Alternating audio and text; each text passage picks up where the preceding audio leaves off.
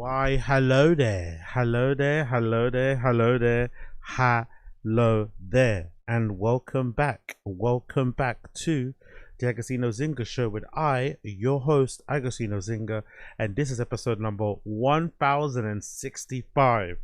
1065 of Tazs. How you doing? How you feeling wherever you are? Hope you're feeling good. Hope you're feeling sprightly. I am. Had a busy couple of days actually. Loads of things been going on in my life. Things that I will update you on, things that I won't update you on, things I will update you on, things I won't update you on. But one thing I want to update you on that I thought was kind of interesting. One thing that I went to update you on that I thought was kind of interesting. For the first time ever, somebody reached out to me about a sponsorship for this particular pod and for obviously the random show. And guess who it was? It was a betting company.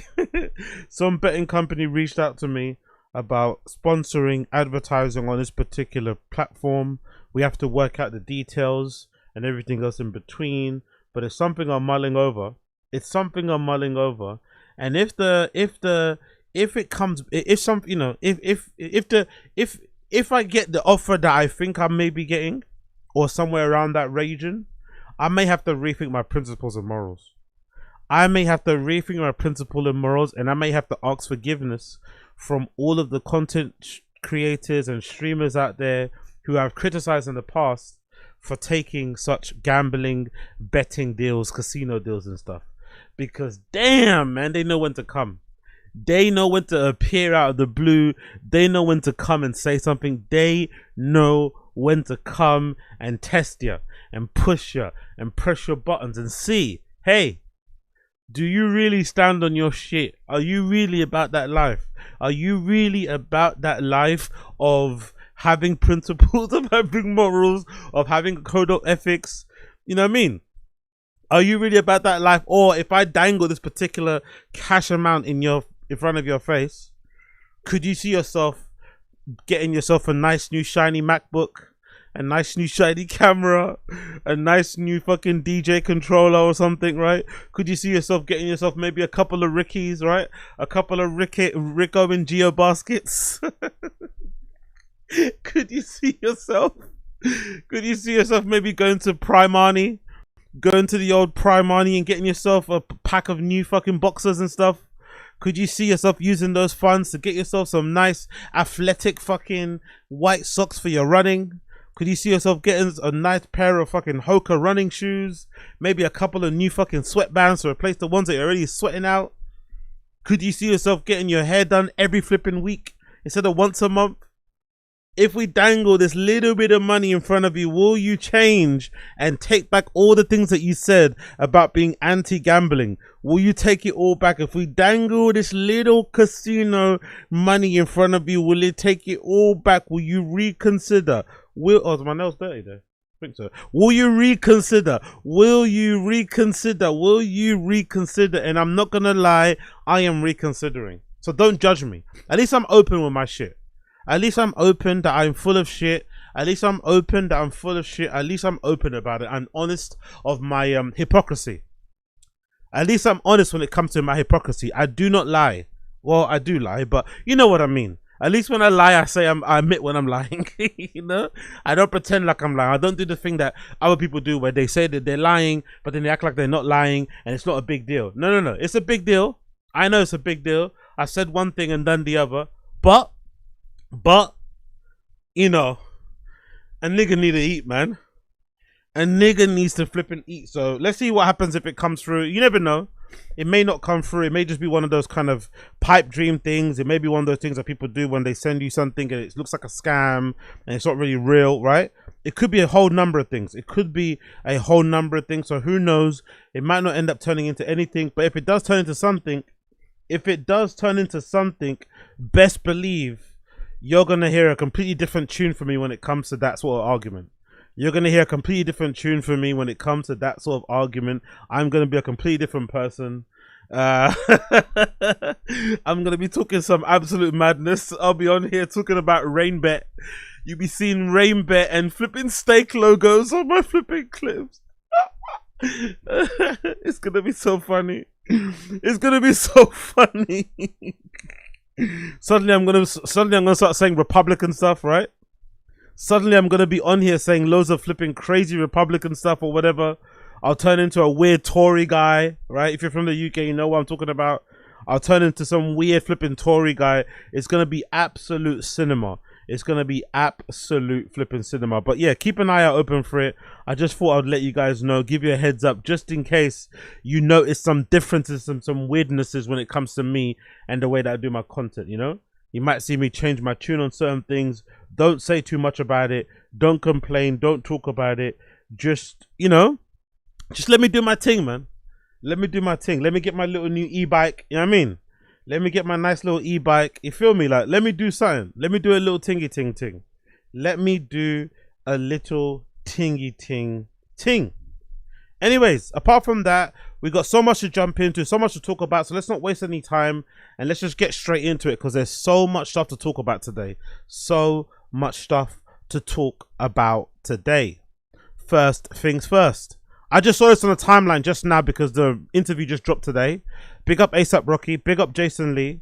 Jason Lee sat down with ASAP Rocky and they spoke about all things pertaining to his career, controversies, all that malarkey. He obviously spoke about Drake and that ongoing beef and of course some stuff with ASAP Ferg. But the one that I wanted to concentrate on first before we get into anything is this clip taken from my guy Over and Under. Big up Over and Under, one of the best, if not the premier streetwear, sneakers and fashion and culture social media account on social media. I've mainly followed them on X, but obviously you can find them other places. I think maybe Instagram too. But I really recommend you check out Over and Under. OVRNUNDR. OVRNUNDR. One of my favorite accounts for all news pertaining to streetwear, sneakers, fashion, and culture. They actually uploaded this clip from the interview where ASAP Rocky talks about Virgil and why he thinks Ye had beef with Virgil. Now, you guys know how much I love Ye. You guys know how much I love Ye. You guys know how much I was riding for Ye, even when he was going through his, you know, even during his anti-Semitism world tour, when he was out here offending everybody and just being a complete piece of shit. You know how I was supporting him and still holding the guy down and saying he was gonna come through it. But even I can say, as somebody that has worked with Virgil in the past, RIP to him, as somebody that kind of looked up to him and admired him and really was a big fan of the guy, I have to admit, even I, being the consummate Ye fanboy that I am, the Ye stan that I am, even I still have a bit of a sour taste in my mouth about the way Ye spoke about Virgil post his death and also during the anti-Semitism world tour.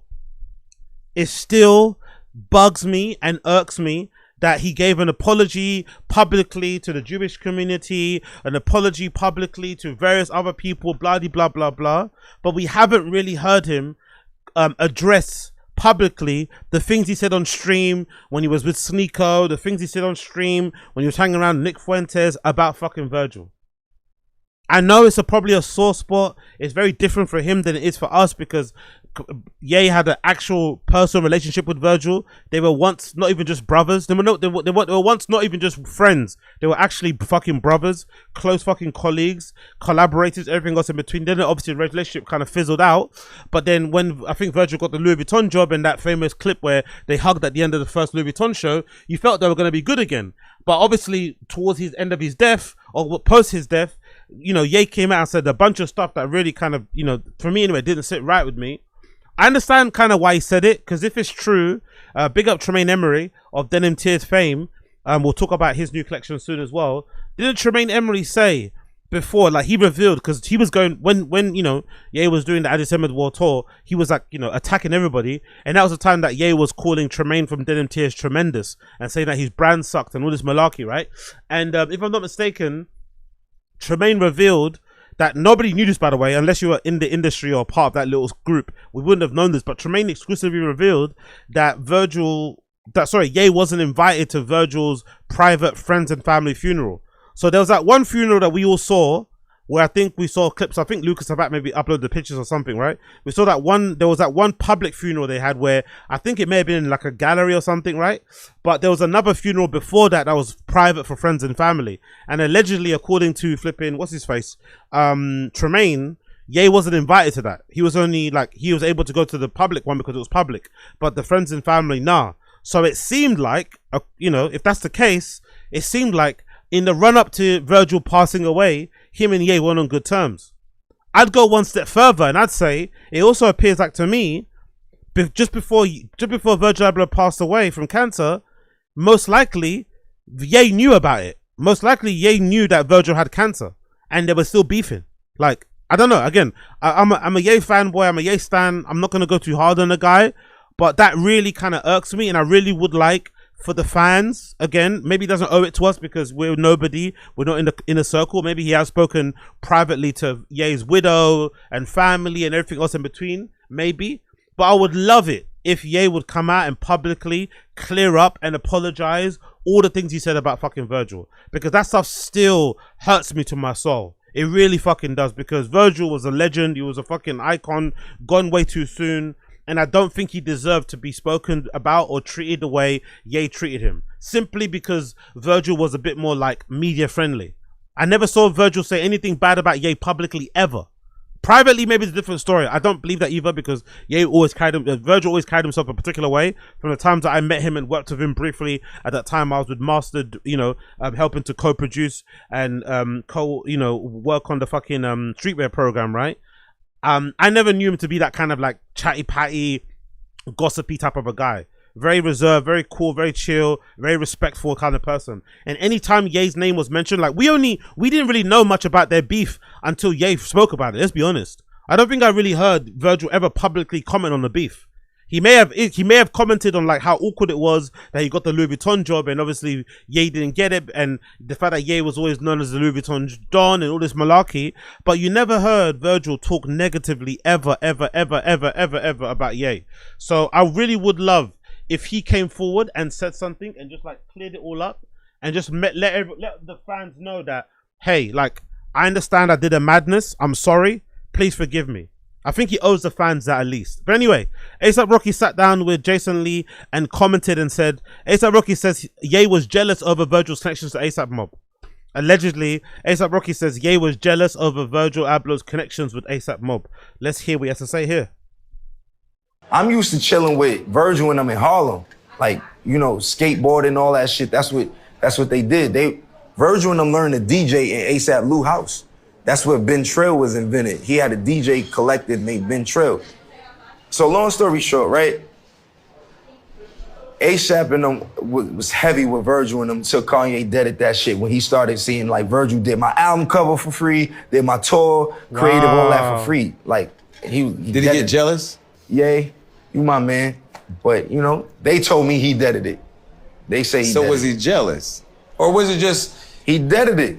Okay. Deaded it. Yeah. It was like it's quiet. You feel me? Like, but we still was hanging, but all that them you know, being with the other day, it was quiet.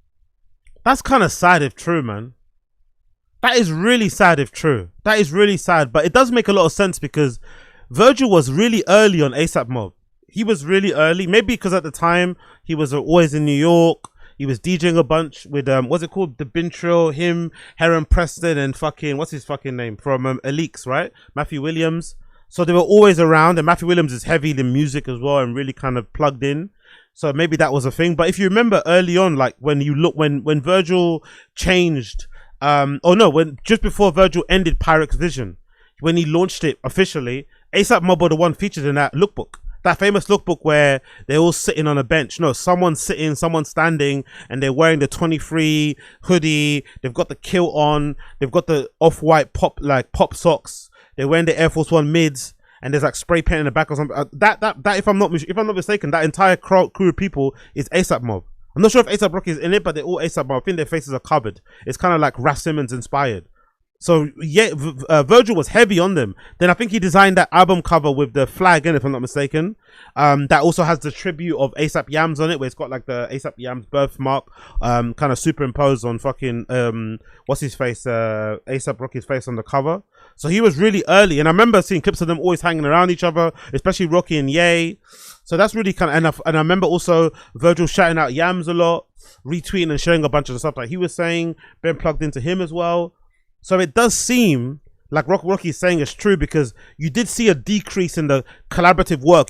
I still see clips of them hanging around right? You still saw clips of whenever it was Paris Fashion Week, men's Fashion Week, sorry, which is kind of the unofficial like streetwear hangout. It's sort of like the Coachella of fucking men's streetwear, right? Where everyone goes to Paris to hang out at showrooms and go to activations and shit. You always saw Rocky and Virgil together, but you never really saw much work from them ever again. Kind of sad, man. And that ASAP Lou guy, if I'm not mistaken, ASAP Lou is also ASAP Rocky's DJ and kind of best friend, the white guy, right? He's the kind of resident DJ of ASAP Mob.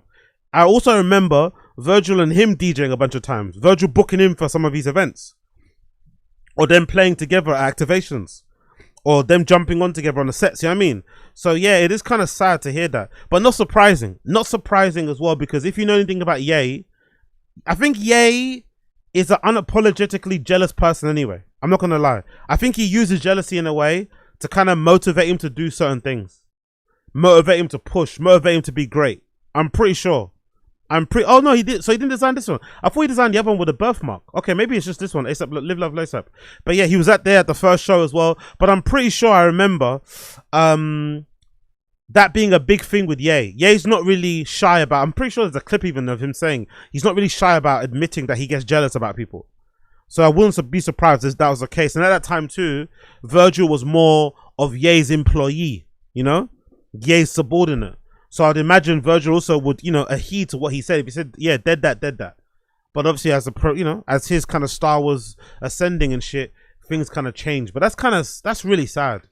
That's really sad. And I really want to hear and see Ye come out the same way he apologized to the Jewish community. I think he owes the streetwear community, the fashion community, the music community, the art community, the cultural community out there. I think he owes all of us an apology for the way he spoke about Virgil post his death. Because that was super disrespectful and really fucking distasteful and just bad-spirited, bad-minded. Now, he probably has reached out to them in private, because I have heard or read, reports that he had reached out to various friends in his social group, in his collaborative circle, apologizing directly for all the anti-Jewish statements that he was saying during his whole crash out and freak out, things away from camera. But I think he owes the culture a public apology for the stuff he said about Virgil. He really does, because that stuff was so disgusting, so nasty, man. So disgusting, so nasty. I really hope that comes out. I really hope that comes out at some point. Let me actually see what comments people are saying on Stay Grounded, because I think Stay Grounded posted this as well. So let me check out what Stay Grounded said about this. Stay Grounded. What the comment section saying here about this? Virgil was signed to don the creative team. Doing creative work for free was not going to last. Yeah, but again, it's not about creative work for free. I think Rocky is talking about after the creative work for free, Virgil didn't work with him at all. And also, I think the creative work for free is fucking sick. That's swaggy as fuck. That's what you meant to do as a collaborative friend. You know what I mean? As a friend in culture. As a friend in the arts, helping out, especially Virgil at that time. Like, he's fucking doing pretty well. I don't think he needs the money, right?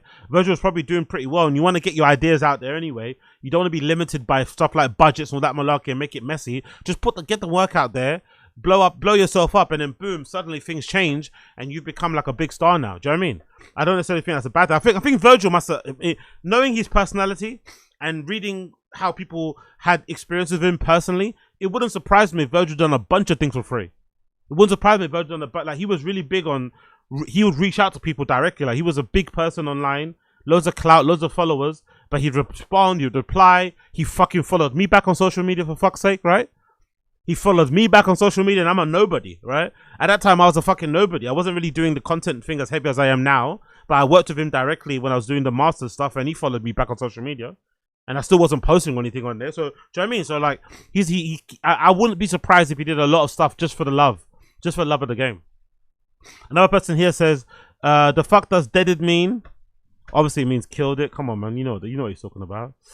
Virgil was already learning to DJ from someone called Call Me Mano at the Super Fun before he ever met Rocky. I remember in 2011 at Vashi's party, Mano would let Virgil DJ before that party. Again, it doesn't matter. Like, I don't think he's saying definitively, right? Big up this person, Wahid Sweat. I don't think he's saying definitively that Virgil learned to DJ with ASAP Lou. I'm just saying, I think he's just saying in that moment, that was the moment Virgil was learning to DJ.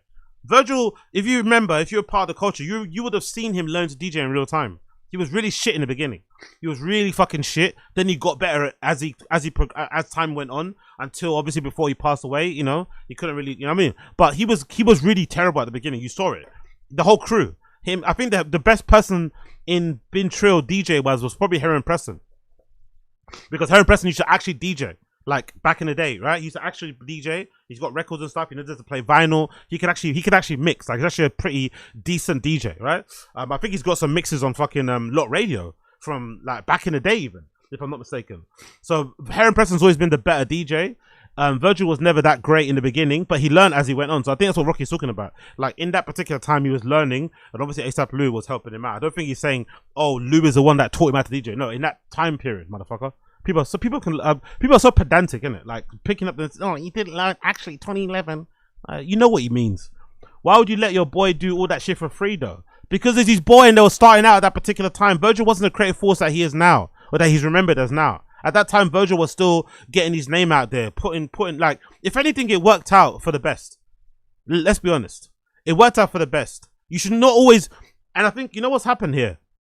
I'm gonna do something later about Rocky as well, exposing somebody, right? But I think what people are talking about here, I've just thought about it now. I think this represents like a cultural shift. There is a shift now with, which I like, don't get me wrong. Like the younger kids, the younger creatives nowadays, they don't take no shit. The younger creative kids nowadays don't take no shit. If you're not paying them, they're not gonna move. They're not gonna move. Younger creative kids now don't take no shit. If you're not paying them, they're not gonna move. They're really big on payment. They don't do anything for free. They don't do anything just for the look.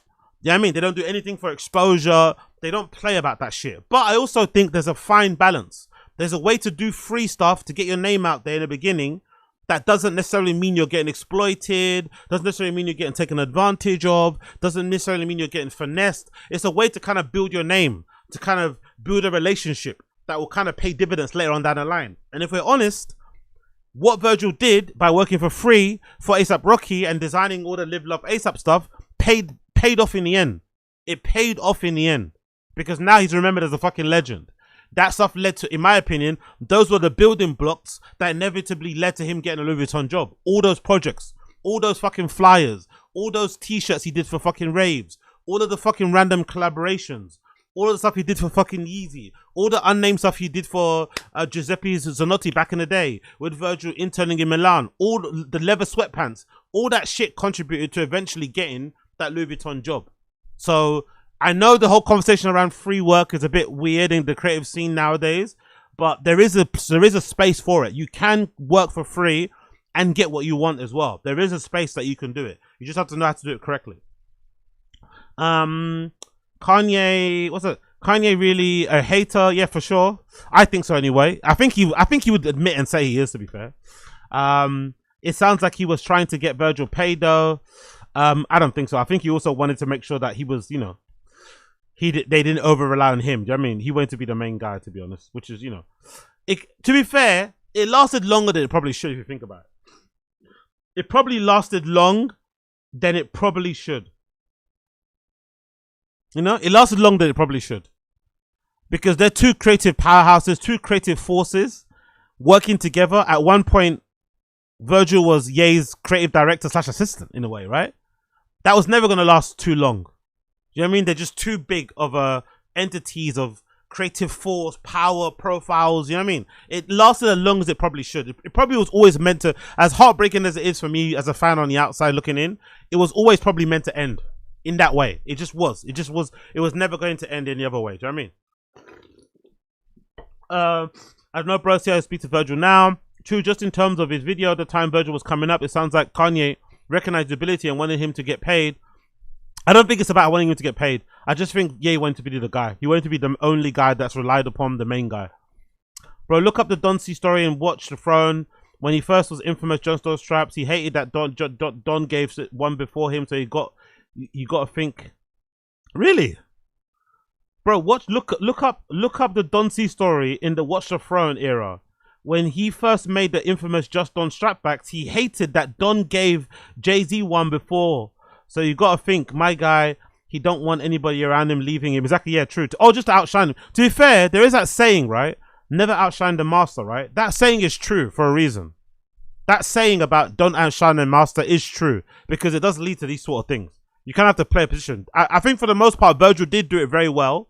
He played position very well. He never really tried to outshine the master or say anything disparaging against Ye.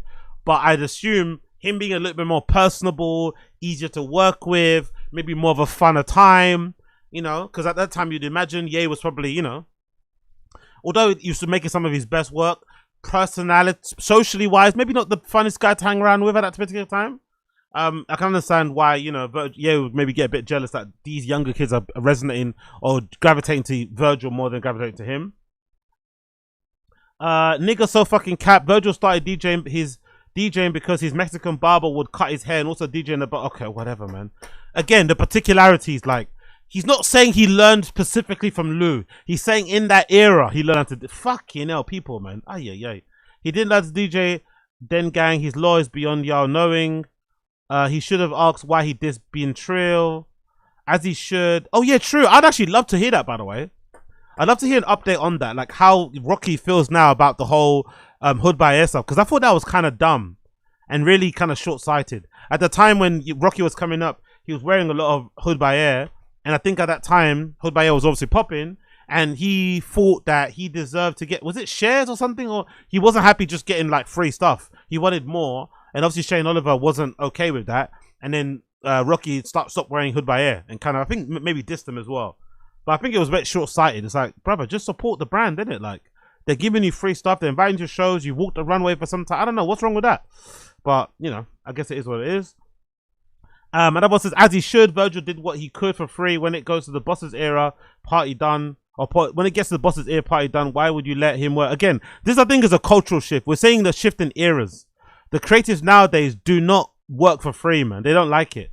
But I think if Virgil could work for free at that time with ASAP Rocky, who was at that time one of the most popping rappers, I think if you're a creative coming up and you get a chance to work on an album cover for an artist for free, and he gets your name out there for exposure, do it, man. Why wouldn't you do it? One album cover, 1 or 2 album covers of pieces of merch, and you won't do it because it's not, no budget's involved. Fuck the budget, man.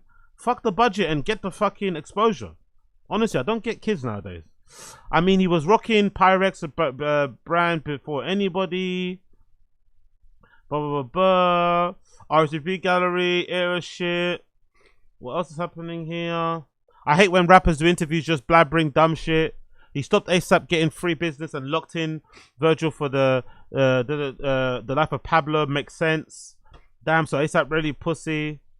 Your friends can have their own friends. Rocky right on this matter. If you just non-jealous, inspired. To be fair, again, like I said, I think it's fairly obvious that Ye is a very jealous person, or he was at one point, especially when it comes to Virgil, because Virgil was as great as he was. Not in the same way, but Virgil had his level of greatness, and you know what I mean, he recognized real greatness.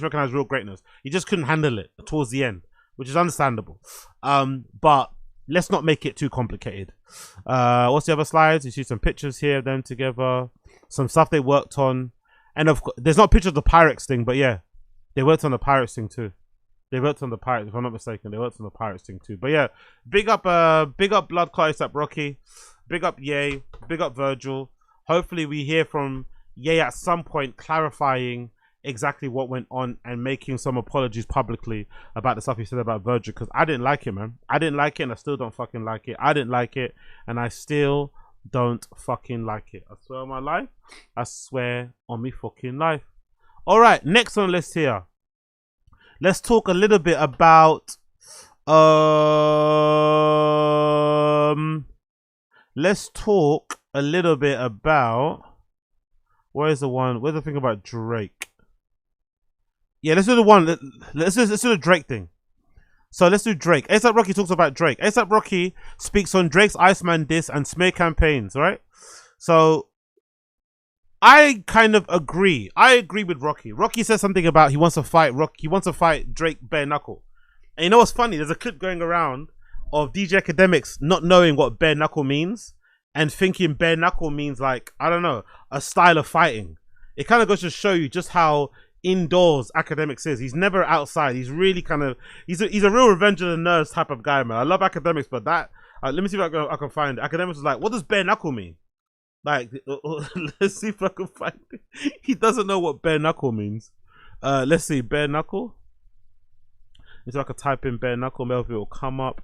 He was really confused as to what bare knuckle means. Let's see. Oh, is it there? No, I can't see it. Let's see, where is it, man? ASAP Rocky, where is he? Academics and Rocky, where is he? He really wasn't outside like that. Academics tells Rocky to stop trying to be. Yeah, there is that the one. Where is it? Where the fuck is it? Is it this one? Bear me a second here, people. As I tried to get it up, I should have got up early, obviously. Duh. Where is it? Bare knuckle, right? He didn't know what it is. He was like, "Oh, is that some sort? Is that like a style of fighting?" Yeah, I think it might be here actually. Maybe it's here. Maybe it's in this clip here. Yeah. Academics is Rex. Maybe it's no. Maybe it's here. Maybe it's here. There we go. This is a clip, right? So let's see. Academics doesn't understand what bare knuckle means. Let's see this one. Maybe. Go swing at me, nigga. Like at least he's trying to do something about it, bro. All of these niggas hated each other, and they're in the same stadium, and everybody went to their cars fine. There was not even an argument. Yo, I ain't gonna lie to you, hip. And this is why I follow drill music, because, and by the way, I'm not saying they should do nothing. I want everybody to listen to my words. It kind of sounds like you are. It kind of sounds like you are saying that. Nobody crash out, but I take rappers a little bit like, kind of like, yeah, all right, nigga. This is why I listen to niggas like, you know what I mean, Bloodhound Q50. I listen to King Von, because there's no way them and they op in the same building and everybody eating caviar. It's not happening. Yo, when I looked at the World Cup and every nigga who hated each other was there, and I said not one raised voice, not one, like, yo, hallways locked. He does have a point though. It is all just fit. You know, that's the thing I don't like about the Drake thing. If you're gonna have such a problem with the guy and you're gonna make it your whole thing and cancel him and this and that, like at least tell the public what the fuck is going on, or make it known what it is. Do you know what I mean? By your actions. It kind of felt all like jealousy, to be honest. There's obviously people that do have real hate for him. I think the Kendrick thing is obviously real. Kendrick just hates what Drake represents. He made it very clear in the raps. Rocky obviously has real hate for Drake because of what he said about Rihanna, what he said about himself and his career, blah, blah, blah, blah, blah. But the other guys, it's like, we don't hear nothing. We don't hear any particularities. Now, maybe they're embarrassed to say what the particularities are, what the specifics of the hate is. No one's gonna, maybe there's not a lot of guys that are gonna be proud to come out and say, yeah, Drake fucked my wife, that's why I don't like him. No one wants to admit that. But goodness gracious, if it's such a big problem, like, why aren't you guys crashing out?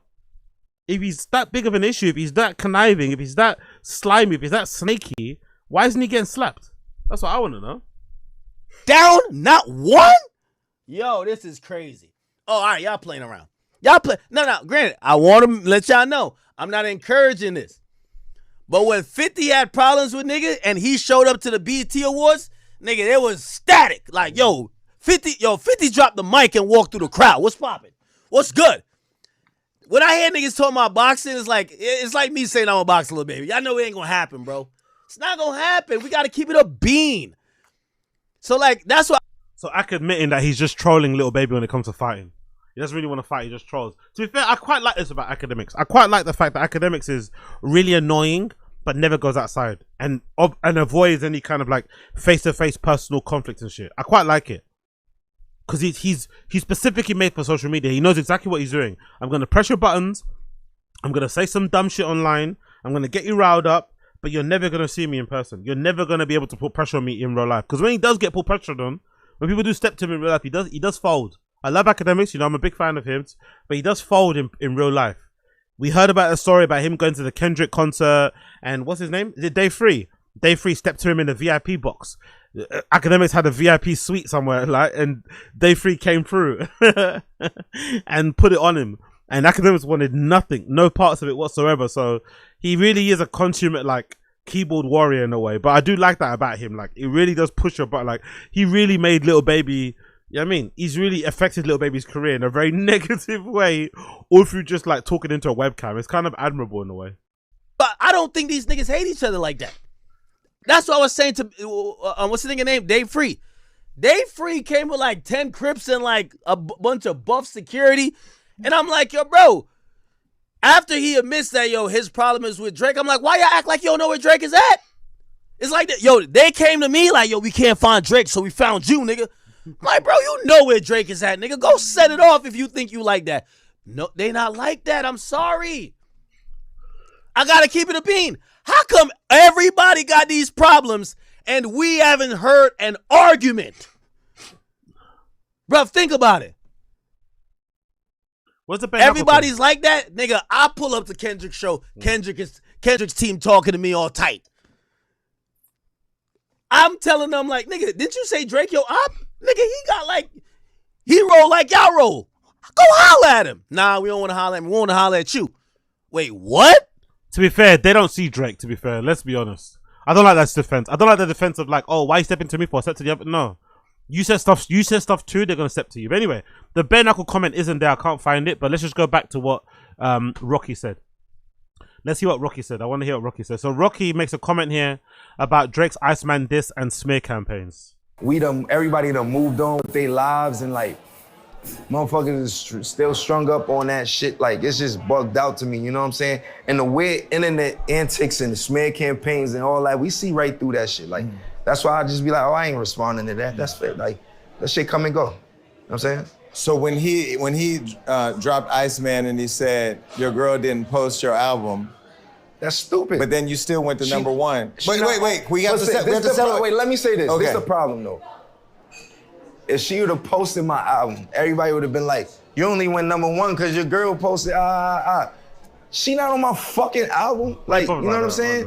What single she supposed to be posting? She posted my album. Right. After it went number one. Wait, but can I just do... Isn't that the diss though? Isn't that the whole diss? Isn't the whole diss that she didn't post the album in the first place? That's why it's funny. So he's kind of confirming what Drake is saying. Drake dissed him by saying that even your girl didn't post your album. But he's trying to tell us that it was intentional because he didn't want his girl to post it, and people say that she's the reason why he went number. Oh, come on, Rocky, man. You need all the help you can get. I don't buy that shit. You need all the help you can get. Rocky musically is cold as ice, unfortunately. And I've seen Rocky in festivals a lot of times, and he performs a lot of his old shit. A lot of his new shit doesn't bang in festival performances. He's a good performer still. I'll give the guy credit for that. He's a very good performer still. You see how much the fucking ladies love Rocky in real life when his face comes on the screen and all the girls are fucking screaming and shit, right? But musically, Rocky is cold as ice. So I don't believe this idea that, oh, I didn't get my fucking super famous pop star, billionaire wife, mother of my children to not post my album because I didn't want anyone to just take away the credit from me getting number one album. I don't even remember even it being number one, to be honest. I don't even know how that happened. But I felt like that was maybe not something they even planned for or were aware of. You know what I mean? Like I don't know. I don't buy it. I don't buy this excuse. I don't buy this excuse whatsoever. Somewhere quick, hold on. Give it up for a number one album. Thank you. We worked so hard for that. We didn't even have time to celebrate. We ain't had no time. Like, we worked so hard for that. You know what I mean? And I don't want that to take away from all of the hard work and dedication and sacrifice that went into it. You know what I mean? Right. So, where's the bare knuckle comment? It's a comment. He says he wants to fight him bare knuckle. Where's the fucking bare knuckle? Let's see. ASAP Rocky. Bear me a second here. ASAP Rocky, bare knuckle, right?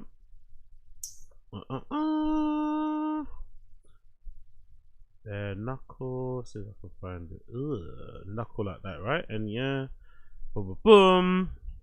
Where's the comment? Where is it? Where's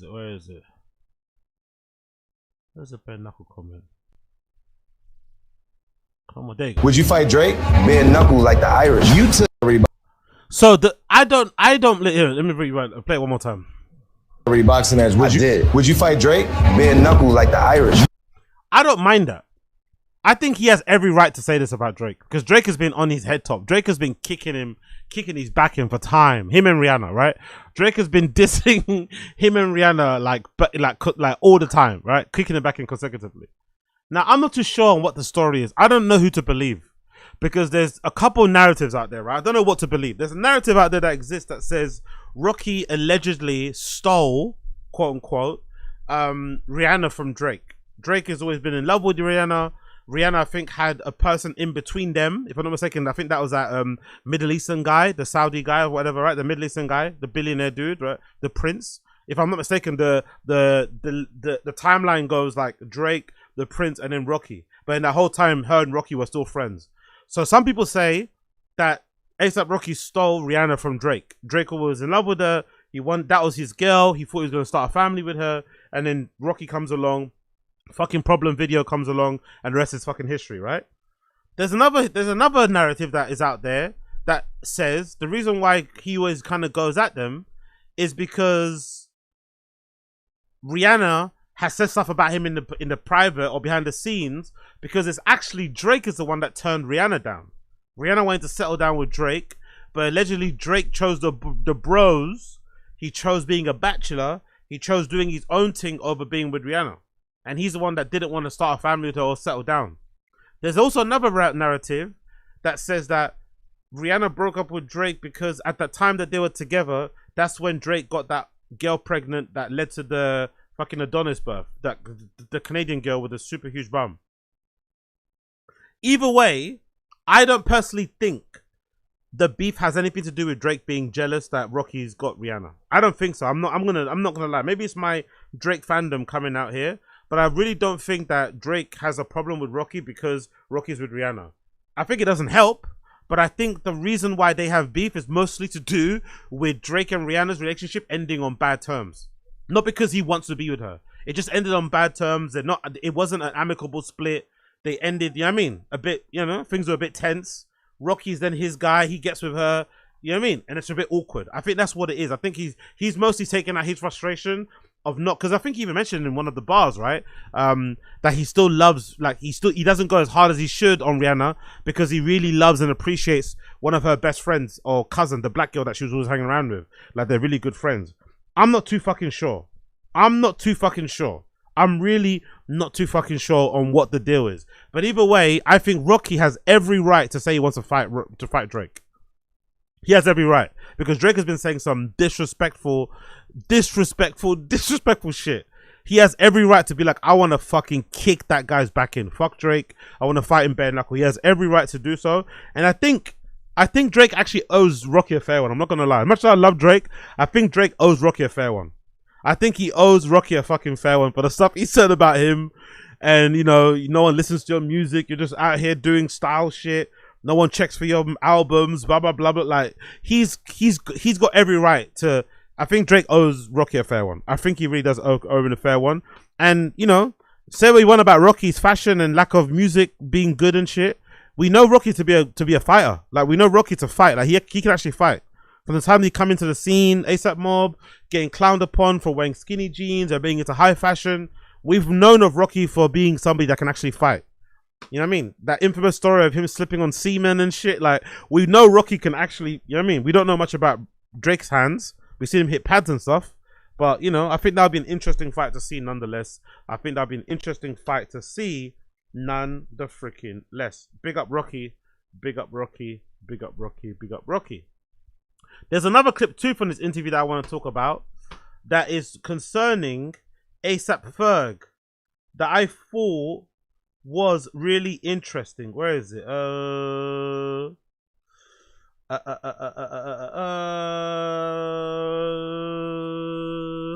we go. Yeah, the FERG comment. This is gonna ASAP. So this is really interesting. I think he also, I'm not sure if this is the comment or if this is the thread or if this is the post, but I think he also makes a comment in general about the fall and the break off of fucking ASAP Mob. And I think he relates it back to maybe all of his friends being jealous or being a bit weirded out when he got with Rihanna, which is really unfortunate, but does make some sense. Because I also could remember observing how different the crew moved when Rocky and Rihanna started becoming more official, started becoming more out there, because they just fell in love instantly and they were all about each other. When you ever saw Rihanna, you saw Rocky. When you saw Rocky, you saw Rihanna. So I can understand why it went from being Rocky with the bros, Rocky being the leader of ASAP Mob, and then suddenly when Rihanna comes along, it's not really a ASAP Mob thing, it's mostly a Rocky thing, And I also feel like around that time that Rocky and Rihanna got together is also around the time that every member started to do their own hustle. I feel like ASAP now started to really go in on his own personal style and fashion and influencing thing. Ferg really doubled down on his line, on his solo stuff. I feel like that was the time when people started to really do their own thing instead of doing ASAP Mob shit. But to be fair, if you're a real man of culture, woman of culture, you would have known that ASAP Mob was never the same when as soon as fucking ASAP Yams died. I think ASAP Yam's unfortunate passing was really the end of ASAP Mob. It was never the same again after that guy, because that guy was a glue. That guy was a glue. He was super important to that crew, super important to culture at that particular time as well. And his loss was felt greatly. I felt in that particular crew, they were never really the same again. They were never the same. When did all of the mob start becoming That modelers? hurt me too. The FERG dropping ASAP hurt me as well. You feel me? Because FERG wanted to get out his deal. And I gracefully did that. I helped him, get out his deal. First of all, let me tell you the story about me and Ferg. I never understood that. I never commented another time, but I never understood why he did that, by the way. I don't really understand why Ferg dropped ASAP from his name. I really don't understand that. Very strange. I remember when I saw it happening in the news, like, what the fuck? Why is he dropping ASAP from his name? Why would you drop that extra bit of free promo? I know maybe artistically, as an art, you go through things where you want to maybe go through a new era. Artists always change their names, But I was really surprised of him like being, I'm not ASAP Mob anymore. Do you know what I mean? It was really, I didn't really understand it. I really didn't understand why the guy that's like the second famous or the third famous in the group doesn't feel like he belong. Like, do you know what I mean? Whereas the guy that's a main guy, Rocky, he still got ASAP on his name. He could easily be just be regarded as Rocky now, and people will be perfectly fine with it. But he still reps ASAP. It's still like he's still a bit of extra free promo. Why not? I really don't understand. I really didn't understand that at all. It's unfortunate too because I felt like he was I felt like he kind of repped the crew really hard. Apart from ASAP Rocky in terms of keeping the unity together, I think he did a good job in publicly at least about always talking well about the group, about up and coming projects and stuff. Him and the other guy ASAP Ills, I think were always flying the banner really well of ASAP. ASAP Ills and Ferg, I thought were really good soldiers for ASAP Mob, but shit kind of died out, I guess. I'm gonna get this to you, right? ASAP Mob, before it was like ASAP Mob, we was just ASAP. It was just a bunch of niggas getting fly. Yo, big up on 10 Toes. They had a moment after Yam. Yeah, they had a moment, but that was just like more in respect of him passing away. But I feel like the crew was never the same again, in my personal opinion. Having been around there, having absorbed all that shit, been out in New York at the time, I felt it like it wasn't the same. Yes, they still did. I think they did a couple of projects, right? If I'm not mistaken, straight after Yams died. But that I feel like that was more like in respect to Yams. Obviously, Yams passing. The Yams Day thing happened as well a couple of times. But it really wasn't the same again for them because I thought Yams was it's similar to Ye. So similar to Virgil. Virgil Abloh passing fundamentally affected that whole crew. They've never been the same again. You don't even see certain people in pictures anymore. If you keep an eye out, you don't even see certain people who were in pictures with Virgil in pictures anymore together. Like Virgil was the glue that connected certain crews together, or people that worked at Yeezy, people that worked with him, people that were in fashion, people that were in art. Do you know what I mean? Like him passing away kind of made everybody kind of disperse and into their own little crews and cliques. Trying to fuck bitches in Soho, trying to fuck bitches in Harlem, trying to fuck bitches in the Bronx. I was just the one like I was the one with the mindset of like, yo, we need to do things, we need to capitalize off of this conglomerate. Yeah, big up the God era. I agree with you, brother. ASAP Ant is an underrated, underappreciated member of ASAP Mob. Moreno Infantry has been smashing it for time. He's been killing it for time. Very consistent, very, very consistent. And I've always heard very good things about him personally. Like he's a really, really cool guy. Like people always say he's really fucking nice in person, really down to earth, always putting on for the culture, always putting on for his local community. So big up Ant. Big up Ant. He's a fucking legend. Absolute legend. He's always been killing it. Great to hear Moreno Infantry is still fucking going. Like, I knew how to monetize us. You know what I'm saying? So you were like the RZA of Wu-Tang for Clan sure. for ASAP Mob. For sure. Yeah. They could tell.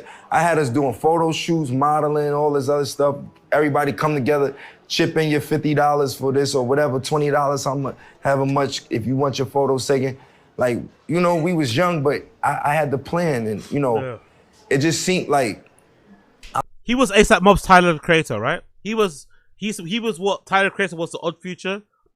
He was that to ASAP Mob, which is quite clear. But I felt like they were really good at acquiescing. I didn't feel like, same with Odd Future, I don't feel like anyone in Odd Future felt like Tyler was like being too much of a leader. They kind of let him lead because he had the vision, They kind of recognized, okay, this guy's the leader. Same with ASAP Mob. Even though ASAP Mob, I feel like have bigger personalities, they all kind of acquiesced. FERG even. Do you know what I mean? They all kind of knew how the plan was gonna go. Blah blah blah blah. Also helped that in the beginning they had Yams there. Although Rocky was the leader, Yams also in the background. You know what I mean? Working shit out. So it's a shame it kind of has ended the way it did, because in the beginning they felt like they were. You know what I mean? There was a lot of unity and clicking there. Shame how it worked out. I'm the one who made us put ASAP before our name. Yeah. I'm ASAP Rocky, you ASAP Yins, you ASAP so-and-so. That was all me. Amazing. So I knew I had like a capitalist kind of like approach to it, to where it was just like, I knew we was destined to be great. It was motherfuckers, we was a collective. It was people who painted, people who skateboarded, it was people who rapped, it was people And you who were on dressed. your pretty boy fly model shit, For and sure. it was all very different. But they all was fly though. Everybody was fly. I'm gonna just keep it a buck with you, everybody. But just thinking about it, there's been a lot of deaths associated to fucking ASAP Mob, innit? There's a girl that passed away. There was that one guy, I forgot, what do you call it? What's his name? The God Era. Do you remember that guy who passed away from associated with ASAP Mob? Black guy who used to DJ. He wasn't officially ASAP, but he was a part of ASAP Mob. I think he's actually on the cover of one of their mixtapes. He passed away too. Obviously Yams. There was another ASAP guy that passed away too. The guy that used to ride superbikes. I think he was mostly close with fucking ASAP Bari. He used to ride superbikes. He was really big. He was really deep in ASAP Mob. He was part, like, there's been quite a lot. It's quite a tragic group, man. I'm not gonna lie. Maybe it makes sense why Ferg dropped the name. There's been a lot of pain, man. A lot of darkness. A lot of misery. A lot of sadness. A lot of loss connected to fucking ASAP Mob. Obviously, great times as well. But they've lost a lot of fucking people, man, connected to their crew. Man, my heart goes out to them, man. It's not been easy. It's not been easy. You know, with FERG, we was in a group. This is when Gap was out, and Gap had some shit called Red, R, and the N sign, and D. I wanted to put, we was called ASAP Red. ASAP Rocky and D FERG. The R is for Rocky, and the D is for D FERG. Pause. It's before I made everybody change their name to ASAP Ferg, ASAP Rocky, and so on and so forth. Ferg started making t-shirts and belts. Ferg used to, his best friend really was Jay West. Jay West is a painter and an artist. He draws, and he lived not too far from here. We was in a duo. We was going crazy. We was rapping all together. Nas was with us sometimes, but it was really me and D Ferg. He was making belts and t-shirts, and he sold belts to Swiss Beats and Jim Jones. It was That's the guy. Big up the God Era. That's the guy. ASAP Snacks. Fucking Jay Scott. That's the guy. Jay Scott passed away recently, right? I don't know why, by the way, cause of death. I don't know what happened there. I don't know if it was unaliving or something, but he passed away. He was very popular too, a crucial member of the group, always DJing and putting on events and just being around town. There's been a lot of loss, man. A lot of fucking loss connected to fucking ASAP Mob. like, I don't want to rap no more. And like me and Bari outside his house, begging him, like, bro, come on, bro. Like, he like, nah, bro, I got tunnel vision. You do that shit. Like, da da da da da da. A year later, I get signed. Now I'm ASAP Rocky. You feel me? And opposed to him being my partner, now he my artist. And so I'm guessing he always felt like he was in my shadow, or like I was big homie, and that's not the case. Even if the shoe fit, wear it. Like, but at the same time, I was none of them niggas. I never wanted to. And be. you never treated him like that. Never. Exactly. I was their brother. I have to agree with that too. I don't think I ever got the feeling that Rocky was like if anything, I got the feeling Tyler was more like of a boss. Maybe he had to, because Odd Future were more delinquents, right? They were more like whatever, wild kids. But I never got the feeling that Rocky treated those guys that they were his employees, his subordinates, you know? I always got the feeling that he was like, okay, cool. I'm gonna like creative direct, sort of like lead, project manage this thing, but we're all in it together, you know? There's a grand plan, but we're all in it together. So, you know, for Ferg to wait till before the first day of my trial to be in the interview talking about he dropped his name, you been dropped your name from Ferg, but when I look on Apple Music, it still say ASAP Ferg. When I look on Spotify, it still say ASAP Ferg. When I still look on Instagram, it say ASAP Ferg. So why you in interviews going so hard about how you dropped your name? Right. When was the last time you guys talked? I ain't talked to Ferg in a minute. And so for me, it just... That's hard. That's bad, man. I don't like that, man. I don't like that, man. I've always said friendship breakups are worse than relationship breakups. And relationship breakups are really difficult too. Relationship breakups are really heartbreaking. They're really painful. They're hard to. You probably never get over them, to be honest. You just learn to just deal with the pain. But I feel like friendship breakups, they do something to you. They fundamentally change you on a physiological level, on an atomic level. Friendship breakups change who you are. But yeah, I mean, they change you completely, especially someone that you were with all the time, that was your fucking partner. And then suddenly you're not talking anymore, or you're on bad terms. Like even to this day, RIP to fucking Joshua Sweeney. Even to this day, like the other day, I just like randomly was riding my bike, and he crossed my mind. My friend Joshua Sweeney that unfortunately passed away a few years ago from cancer. RIP to him. We kind of fell out towards the end of his time, before he passed away. Sorry. And it was dumb. We didn't fall out for any good. I can't even remember. Like if you ask me now, gun to my head, why I fell out with Joshua Sweeney, I don't know. And we were boys. Like that was one of my OG friends. One of the first people I met in the scene. One of the first people I met in the industry. One of the first people I met when I was like queuing outside to buy sneakers and shit at Foot Patrol and slamming kicks and fucking going to Hideout and going to fucking events, activations at Nike at Protein Studios and Nike Town. That was like my OG scene friend. And I just, you let fucking stupid stuff get in between you. Time gets in between you, and then done. You're not friends anymore. And I swear that one hurt more than any breakup I've ever had, ever, with any fucking girl. You know what I mean? With any girl, with any guy, with any cat, with any dog. You know what I mean? That honestly hurt way more. So I can't imagine what it was like for them, especially when you're building and you're trying to get a career and you're moving around, you're traveling around the world. Like, I don't know, it hurts, man. Especially being a fan of them, it hurts to know that ASAP Ferg and Rocky aren't friends at all anymore and don't talk, man. That's kind of shit. It felt like that was the day after Yams Day. Then I'm going on trial. It just felt like some sucker shit, and I ain't really like that. That shit hurt me, but I don't got no bad blood towards Ferg. Like, me and Ferg can hash shit out any day now, because I love Ferg. And Ferg never really stabbed me in the back like too crazy or nothing like that. Yeah, it's recoverable. It's fixable. I like how you said that. It is a fixable thing, but it's just not nice, you know? It's fixable, but it's not nice. So big up ASAP Rocky, man. Honestly, big up ASAP Rocky. I really did enjoy the clips I've seen so far of the interview. Is there anything else I want to talk about here from the interview? Oh yeah, let's do this one. This is a good one. ASAP Rocky says the pic of him wearing a thong was photoshopped and calls Boosie old for. Yeah, this is a good one. I don't understand how that photo of him allegedly wearing a thong went viral. It clearly wasn't a thong. From what I remember, wasn't it just like the clip? Was it just like a strap? You know when you're like on the stage and you got a microphone, wasn't it just like a strap where you have the box, like the receiver? I'm pretty sure that's what it was. I'm pretty sure it was just a fucking strap that they put around your waist that's got a little pocket where they put the receiver in it. But because he was jumping up and down, it kind of went up and it kind of went around his waist and it kind of looked like a whatever, but it didn't look like a jock strap or a thong to me. I don't know why the internet went so. I guess because at that time everyone was trying to dunk on Rocky because everyone, was listening to what Drake was saying about him on burning bridges and shit. But I don't understand why that was a thing. I don't understand why everyone believed he was wearing a thong. It's so fucking stupid. Even the thing with fucking Playboy Carti. Everyone thinking Playboy Carti was wearing a thong when it was just like a top that had like a clip thing at the bottom, right? It's like that's not a thong. It's just like a string vest that has like one of those things you're meant to put under your leg. Like I don't know. The internet's weird. Do more than that. So since you can't fuck, you just create a thong line and then. No, I created a thong line because they said I was wearing thongs. I saw that. I didn't even text you the picture. Yeah, but then they had they photoshopped me. That shit was crazy. Right. I said, oh, these. The thing is though, is like you got to take situations like that and you got to spin it and capitalize off of that. Yo, we already sold out on the fucking thongs like first night. You know what I'm saying? I saw that. But you know what the craziest part was? And we sell bras for them. If everybody knows you, they could tell that wasn't even the shape of your body. I know. But why? But the internet is dumb. People don't give a shit. Cause they be trying to fat shame and shit like that. But that's all right. Yeah. They Photoshop or AI some shit. I don't know how they did that, but it had me looking crazy.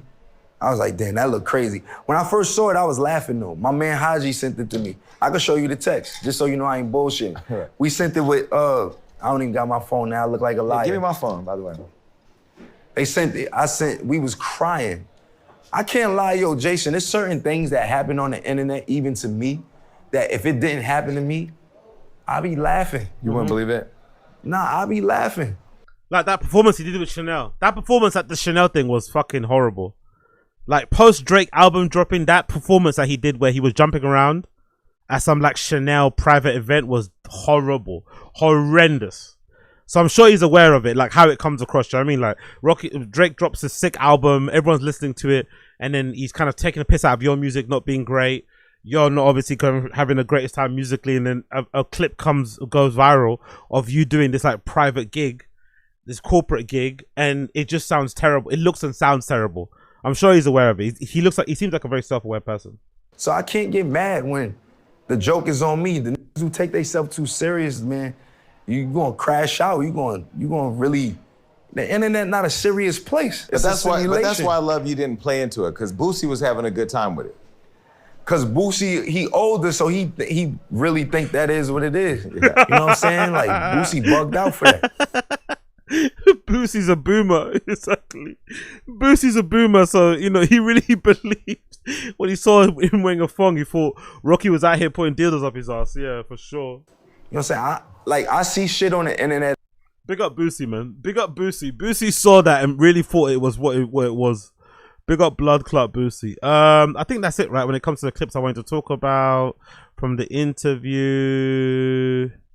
Gives his flowers to. Oh, really? Okay, I like this. A$AP Rocky gives his flowers to Adrian Broner and Dean the Great. A$AP Rocky is out here watching streams, yeah? Let's hear this. Like, I'll be looking at stupid shit on social media. Like, I love to watch Dean the Great and Adrian. They having a moment right now. I love those brothers. No, we need to cancel them. Why? For what? Dean the Great and Adrian Broner. For what? I cannot take another clip. First of all, the gay baiting, like them acting like they kind of gay but not gay. Bro, there's no gay. That's just Jason Lee being horny. There's no gay baiting at all with them. That's just Jason Lee being horny. Am I the only person that thinks that? I don't think there's a single smidge of fucking Adrian Broner and Dean the Great being gay for each other. It's just him being fucking horny and wanting to see them fuck or something, you know? Come on, man. If anything, he should. If I thought he was gonna mention when to cancel because they're a little bit aggressive when it comes to the girls, especially Adrian Broner. He's a little bit too forward. He's a little bit too forward when it comes to the females. But to say that they deserve to get cancelled because they're gay bait, it's like, what? They don't gay bait. Like, what? Because they wear matching clothes. Because they have matching hairstyles. Because they train together. What? Adrian looks pregnant. I don't know what the fuck is going on. He's losing the belly, though. No, he's not. He's losing it when he turns a different angle. That belly is there. Yo, what you got against Adrian, bro? Well, I've been on a plane, you know, when me and Floyd and him used to move around on the private plane, Floyd would go to sleep and leave me up with him, and I used to be like, yeah. He was arrogant back then. We could all agree. We could all agree he was arrogant, but think about it, though. Remember what you said. You can't be judged by your old actions. And here you are with the preconceived notions about this man because of how he used to be and how he knew fat you. He don't even know the new you. So how you going, you know what I mean, do that dude like that? Good point. Great point there by Rocky. Great point there by Rocky. Because Jason Lee, when he was fat, don't get me wrong, you know, he's not the most easily to like guy now. But Jason Lee, when he was fatter, he was way, way, way harder to like. Not as popular, not as rich. You know what I mean? Like, you know what I mean? Come on. If you can have a glow up, let Adrian Broner have a glow up too. Look, bro, I think that kid, Dean the Great, is a great boxer. I saw him, I used to watch him before he was streaming. And I used to watch, like, he used to give people gloves and like weave, and if you hit him, he'll give you like $100 or something like that. He actually could fight. I do like Dean.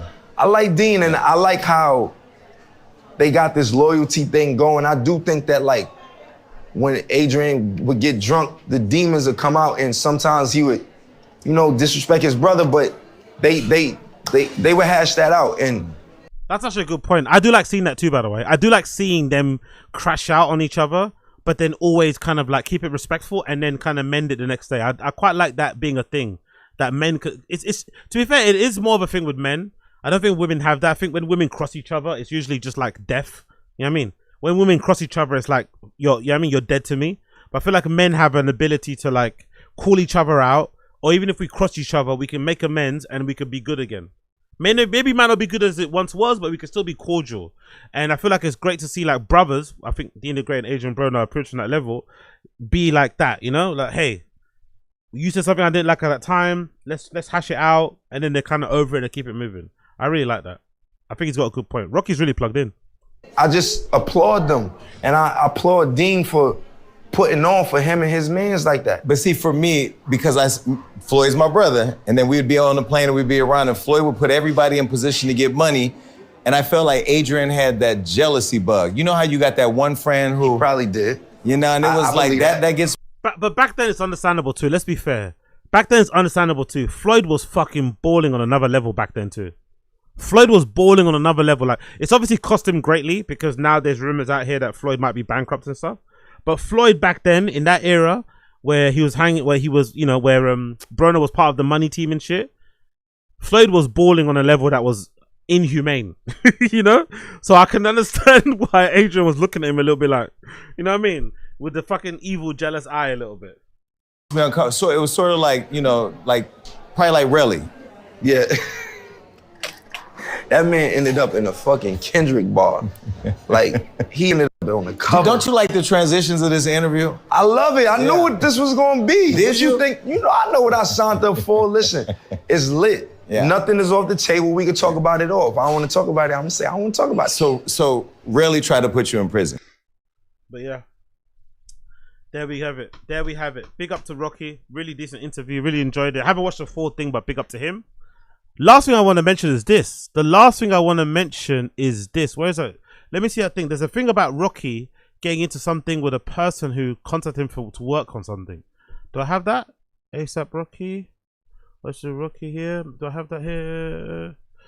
Let's see if I can find it. Someone work. There we go. Here.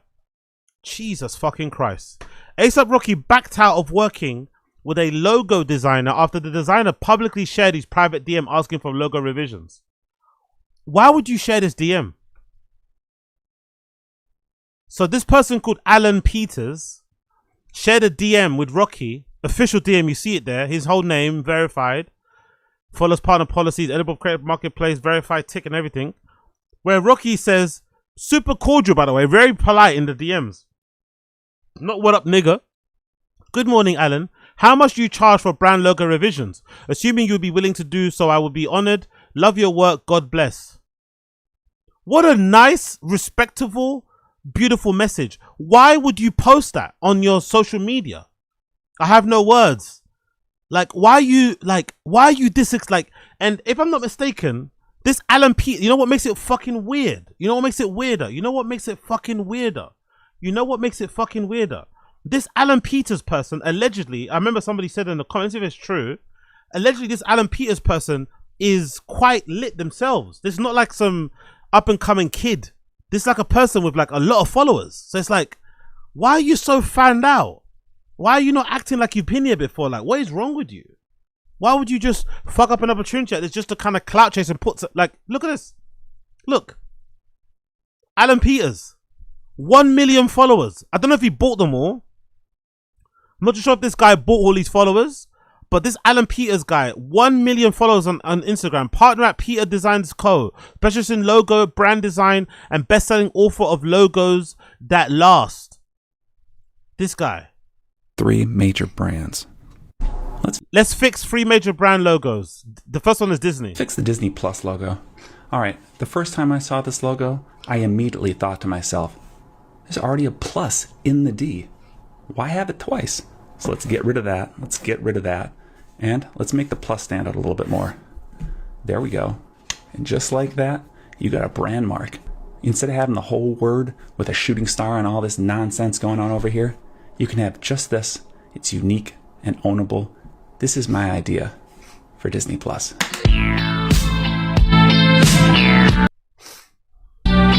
Hold on, this The 47 brand logo. Okay. First, let's get rid of everything extra we don't need, like this circle, this circle, this circle, this bullet, and this bullet.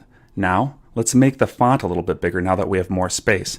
So we'll make that bold, and then we're going to take this spot, and this spot, and we'll make those consistent. Last, the glaring issue is the brand mark. This is an out-of-the-can font.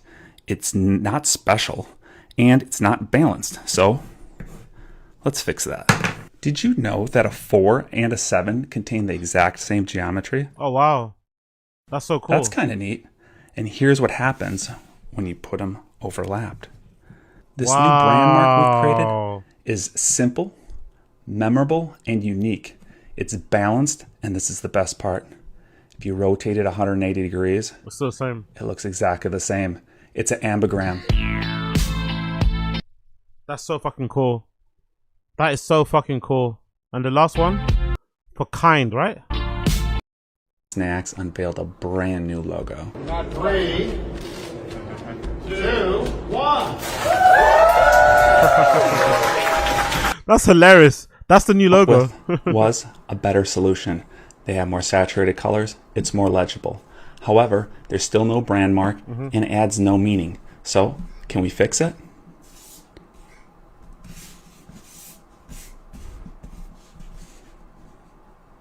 You're overlapping them a bit there. Oh, I like that. That kind of reminds me of the logo. Is it for Kodak or something? Is it Kodak or Cobalt? What's that brand? It's a brand that has a similar sort of logo with that K. That's really clever. Where you have the colors of the Kind bars inside an outline of a K. That's kind of a boxy look. That's really fucking clever. Look at that. A K for Kind Snacks. So again, really, really good designer, right? Logo designer. Rocky obviously saw what he was doing and reached out for a logo revision. And this, for some reason, this guy who's super popular, really big, 1 million followers, posted this all over his fucking social media. A screenshot of Rocky DMing him and said, "I have no words, mind blown." And Rocky obviously said, "This is just as tasteful. Well, I guess we won't be working. Best of luck, buddy." Like, I don't get it, man. I don't get what this, maybe it's not even generation, because this guy sounds older. It's not even a generational thing, but like, there is something about just knowing how to act in it. I think I've always said this, right? There's people who's an example I could think of. Who's an example I could think of? I can't think of anyone on top of my head. I'm not gonna lie. I can't think of anyone on top of my head. But there is. Do you know when there's people in the scene who some of us maybe don't understand why they're like popular or why they're whatever, right? Like someone like let's say like someone in this scene I could attribute, like a Zach Beer. You know how there's some people that don't really like Zach Beer and think he's, you know, whatever, and they don't really like him and shit, or they have a lot of strong opinions about the kid Zach Beer. It wouldn't surprise me if someone like a Zach Beer, although I think has his talents and knows what he's doing. Well, you know what I mean? He's like, you know, an A&R DJ guy and just, you know, like a scene kid. I bet you part of the reason why Zach Beer is so beloved within these group of like, well, no, well, he's so beloved amongst like people like Drake and all these other people, is because he's just a cool kid. He's just a cool kid. He's just a cool kid. And there's a lot to be said for just being cool and acting like you've been there before and not being too fanned out. Oh, Drake invites you directly to come. No, Drake invites you indirectly, sorry, to go to some event. Maybe when you go to the event, you don't ask for a picture. Maybe when you go to the event, you're more concerned with just, you know, chilling, interacting, networking, building bridges, building relationships, shaking hands, kissing babies, all that type of shit. You know what I mean? Maybe that goes a long way to kind of like progress that relationship for it to be a long-running, long-lasting friendship, collaboration shit, when you're not too fanned out, when you're not just, I don't know, chewing Drake's ear off about Kendrick and fucking about a Kendrick battle. You know what I mean? When you're not chewing his ear off asking for free Nocta. When you're not maybe asking for him to buy you a car like you bought Bender Don. Maybe that stuff actually helps. But in this regard, it's really surprising, more so because at least if you're fanned out when Drake invites you directly to like some Nocta event, I can kind of understand it. But in this regard, this is Rocky asking you for like your services. This is like a what's that thing called? This is like a commission. This is Rocky wanting to hire you for a commission. He wants to work with you. He wants you to work together with him to help redesign a logo, maybe for his own self, maybe for this, whatever. And here you are posting the fucking DM on your, like, god damn, man. Have some tact, have some class, have some professionalism. Like, and again, like I said, it's really surprising because this particular gentleman has 1 million followers. This isn't some like small guy. This is a big person. What a fucking idiot. Actually, let's hear what he has to say. I'm curious about his reasonings. Let's hear what his reasoning was for posting that fucking screenshot, because that was really dumb. It's not going to affect him, I think, in the long run. I think he's probably super, you know, he's well established. That I don't think it's going to affect him career-wise. He'll be perfectly fine. But god damn it, like, it's clout that much of a drug that a guy that's doing quite well on social media, has 1 million followers, would want to post a DM with ASAP Rocky. It's like, Jesus Christ, man. You've like, you know what I mean, he's got 20 million, you got 1 million. You're like a, if anything, your 20 million is probably worth more than Rocky's 20, because you're like a niche fucking logo type designer guy, and he's like a mega artist, and he's got 20. Like, you know what I mean, you're like just chill, be calm. But anyway, let's hear what he has to say about the whole thing. Let's talk about ASAP and Kavinsky. I want to hear what he has to say about it, actually. Hey guys, a couple things I want to address. Number one, this whole thing with ASAP Rocky. He sent me a new business inquiry. I got excited. I posted. I thought he'd take it as a compliment. A lot of my friends and fans and stuff like that, they'll be like, oh my gosh, Alan's followed me back, or Alan sent me a message, and they'll screenshot and post it. It always makes me smile. I thought it was a friendly thing to do. You're too old for that, bro. I'm not gonna lie. You're too old for that. That's what I'm saying. Age is nothing but a number. This guy looks like he's in his like mid to late 30s. Like, you are way too old to be that fanned out. That's a screenshot that you post and you share to your group chat. That's a screenshot you post and share to your group chat at most.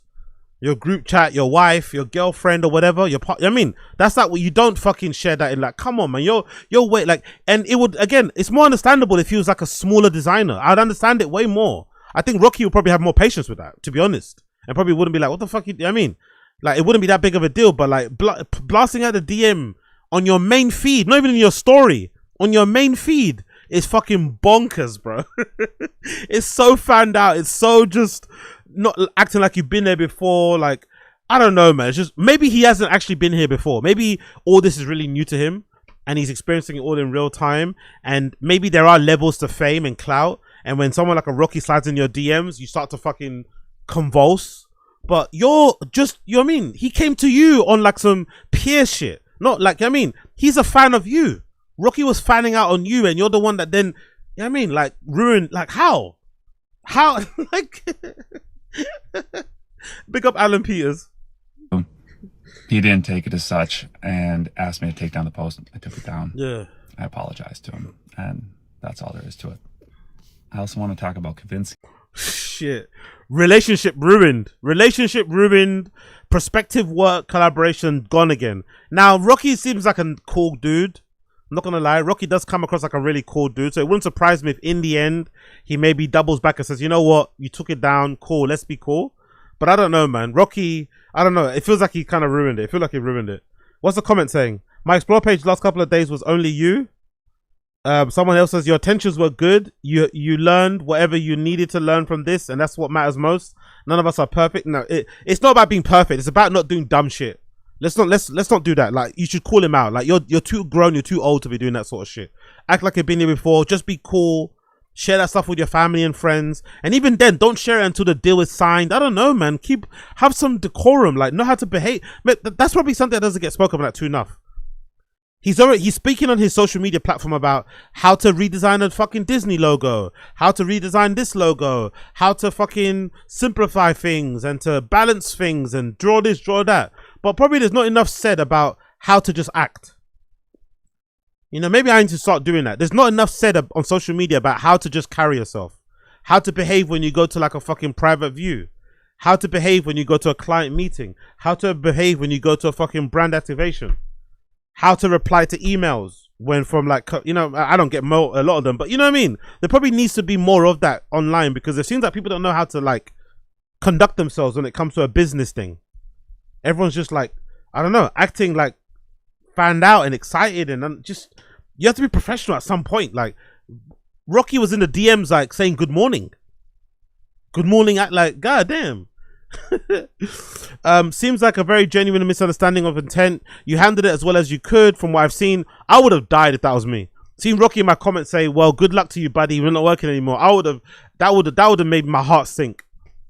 None of us are perfect, onwards and upwards. You can't anticipate every situation. Keep up your amazing work. Night Call is one of my favorites. Yeah, RP Kavinsky for sure. It happens, and it was, I'm sure, a painful lesson. Just remember your work and your consistency allowed you to even be in the room to leave the conversation. We've all had those moments, and I know this will be a motivator. Yeah, it's just unnecessary fumble. It's an unnecessarily dumb fumble for somebody as old as him. It's kind of unforgivable. I'm not going to lie. It's kind of unforgivable for somebody as mature and grown as him and seemingly quite accomplished to be so found out and fumble a great opportunity like that. But you know, it is what it is. It is what it is. It is what it is. Moving on. Big up Street Night Magazine. Big up Street Night Live for posting this particular incredible lineup of Hartcopy, Adidas. I think they're called Decons, right? Hartcopy collaboration with Adidas on the Adidas Decon. I think the Decon, if I'm not mistaken, is just an update on either the Samba. No, it's a Gap. It's the original Gap. It's the original army sneaker that obviously Adidas made. If you guys know, the Margiela Gap is actually a shoe that Adidas first produced. And obviously Margiela then obviously made their own interpretation of it using more fucking luxurious leather materials and shit. But it was originally an Adidas shoe. People don't know that. People refer to the fucking, this particular Adidas BW as a fucking, what you call it? As a copy. As like the fake Margielas. Weirdly enough, right? There's people out there that refer to these as the fake Margielas when really these are, the Margielas are the fake Adidases. But the Margielas are like, what, 5 times the price of these? So people kind of, you know what I mean? They're a bit weirded out by them. But the BW Army Seeker is something Adidas made. And Hartcopy, the really great Instagram profile. Big up Hartcopy, by the way. They've got an amazing Instagram where it's kind of like an online, it's kind of like an Instagram magazine type of affair that they have going on.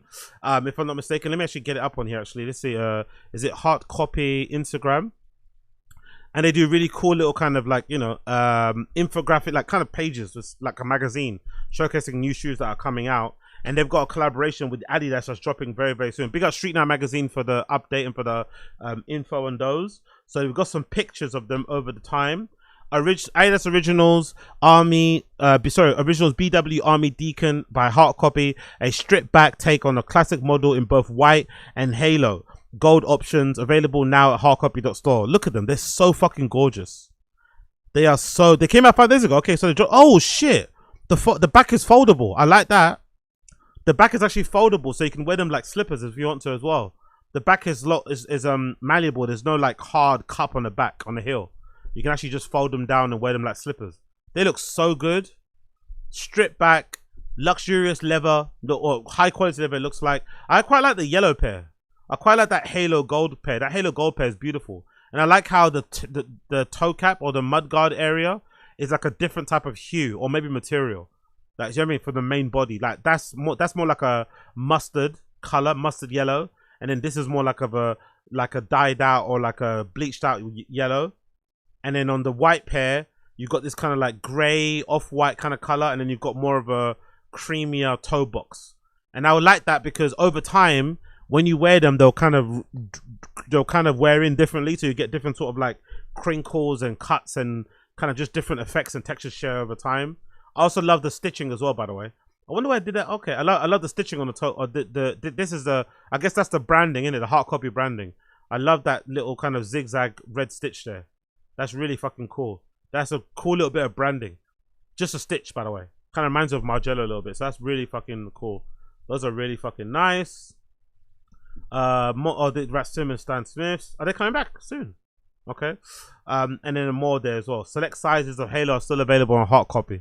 How much are they? How much are they? I'm curious to know. How much are they selling them for? Are they like 100 quid? So I guess are the white pair sold out? Oh, the white pair are definitely sold out. So the white pair in my size are sold out, but they're £112, which is an interesting number, isn't it? 112. I wonder why it's that number, not just like 110. And then the yellow pair are available in, oh, not my size. Oh, both my sizes are gone. The size I'd wear would definitely be, I could probably do a 10.5, but they're gonna be painful. My size would probably be 11. If I had to go to, I'd probably have to do an 11, but they're all sold out. My size is sold out. I'm assuming most people are like, if you're a 10, you're probably gonna bump up to an 11 or 10.5. But to be comfortable and wear them every day, you'd wanna wear an 11. But the yellows are beautiful, and that halo color is so nice. Big up Hartcopy, man. They killed it. Big up fucking Hartcopy. They fucking killed it. These shoes are fucking brilliant. I love them. Big up. So there's white. Ooh, there's new ones coming out. There's new ones coming out as well, right? Black and grey pairs. Yeah. Big up Street Night Live. There's a new pair too. Oh, the black and grey pairs might even be better than the yellow and white. I'm not gonna lie. Those two I'd wear to the fucking ground. I would wear those every fucking day. They're so nice. Look at and they've all got the white. I like how they've all got the white lining too. Even the black pair, white leather in lining. The grey pair, the black and grey pairs are so fucking beautiful. Look at that, all black. Is that black? Is that a black gum sole or just regular gum sole? Which I'm not too sure. I think that might be a regular gum sole with the red stitch, black laces. The all greys the same. Those are beautiful. Those are fucking beautiful. I'd wear the fuck out of these. Oh, so nice, so nice. So fucking nice, so fucking nice. So big up Street Night Live, big up Hartcopy, always doing great things. And obviously that's the yellow pair, as you can see there. Great on the toe box too. I think I might prefer it to Samba, I'm not gonna lie. I think I prefer the BWs to Sambas, no cap. I think I prefer the BWs to fucking Sambas. And there's also another pair that dropped as well a while ago from Billy's. Billy's also had a collaboration on this Samba Decon. No, oh no, sorry, was it? Hold on. Samba Decon? No, this is another cut. This is another shoe. Why is it called Army Decon then? I wonder what the name Decon is under. So this is a regular Samba that says Decon, but this is from Billy's. Okay, cool. So it's not the same thing. I thought it was the same thing. So this is just a regular Samba with Billy's. By the way, I don't like this, by the way. I really don't like this. I think every sneaker brand needs to look in the mirror and give their head a wobble and stop fucking copying and start originating. Everyone now copying the fucking Miu Miu New Balance laces thing style needs to fucking give it a rest. Stop it now. Stop it now. And it feels like it's like 4 years or 2 years too late. 4 years or 2 years too late. Like, people need to stop with the double laces thing that Miu Miu obviously popularized with their New Balance collaboration that dropped a couple years ago. I think maybe the original ones. There's more coming out obviously, but yeah, come on, man. Have some shame. Have some shame. Have some originality. Every brand doing the double laces thing on the shoe is fucking embarrassing. It's fucking embarrassing. We know where you got it from. Miu Miu killed it with the New Balances. I think I saw Nike do it. I think the Grace Ladoja TNs, I don't mind those. I think because her ones, the laces were in both eyelets, but the two different types of laces on each shoe is definitely a Miu Miu New Balance thing. I think I've seen an Air Force like that, and I've seen this like that as well. Adidas's. Like, sneaker brands used to be a little bit more original. Be more original, man. Stop copying Miu Miu. Be more fucking original. Stop copying. Stop fucking copying. Although this does look kind of hard. That does look kind of hard. I'm not gonna lie. Stop copying, stop plagiarizing, but that does look kind of hard. I'm not going to lie, that does look kind of fucking hard. So big up Adidas, big up Hartcopy, big up Adidas, big up Hartcopy. Let's see what they have to give us in the future coming up very, very soon. Okay, doc, let's get rid of some of this stuff on here before we continue.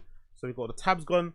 Also, I wanted to quickly update you guys on Christina P. Christina P recently broke her silence publicly for the first time on Your Mum's House. She sat down with Duncan Trussell today, actually, on the episode that just dropped, episode number 871, and she spoke about, you know, what happened and the fact that her and Tom Segura are getting a divorce. Now, I've seen the clip already of it. I'm going to let it play a little bit more. This is from obviously the full episode, and it does appear like Christina P is trying her best to stem any of the hate online towards Tom. I think she's seen the stuff online. She clearly sees that most of the internet, if not all of the internet, is mostly on her side when it comes to this divorce. Everyone is mostly team Christina P.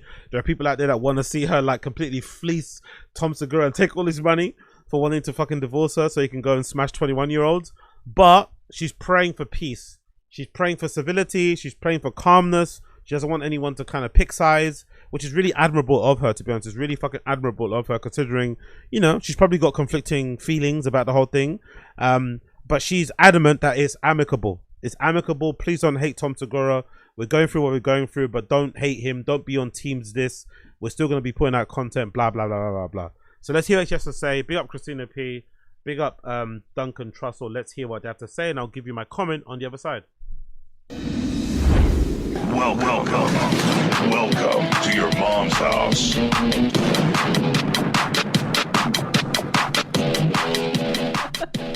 Well, welcome to your mom's house. I'm Christina P, and with me is Duncan Trussell today. Hi! Thank you. Anything new? What's going on? Just anything at all? You know, usual stuff. What about you? Anything going on? No, not in the slight. Everything's totally just the same as it's always been. It's summer! Listen, I did want to talk to you, Duncan.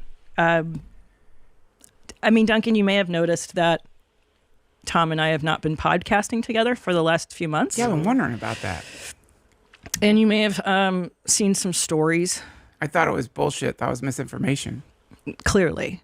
But I just wanted to let you know, and the other staff members here, that the rumors are true, that your daddy and I are divorcing, but it's not your fault.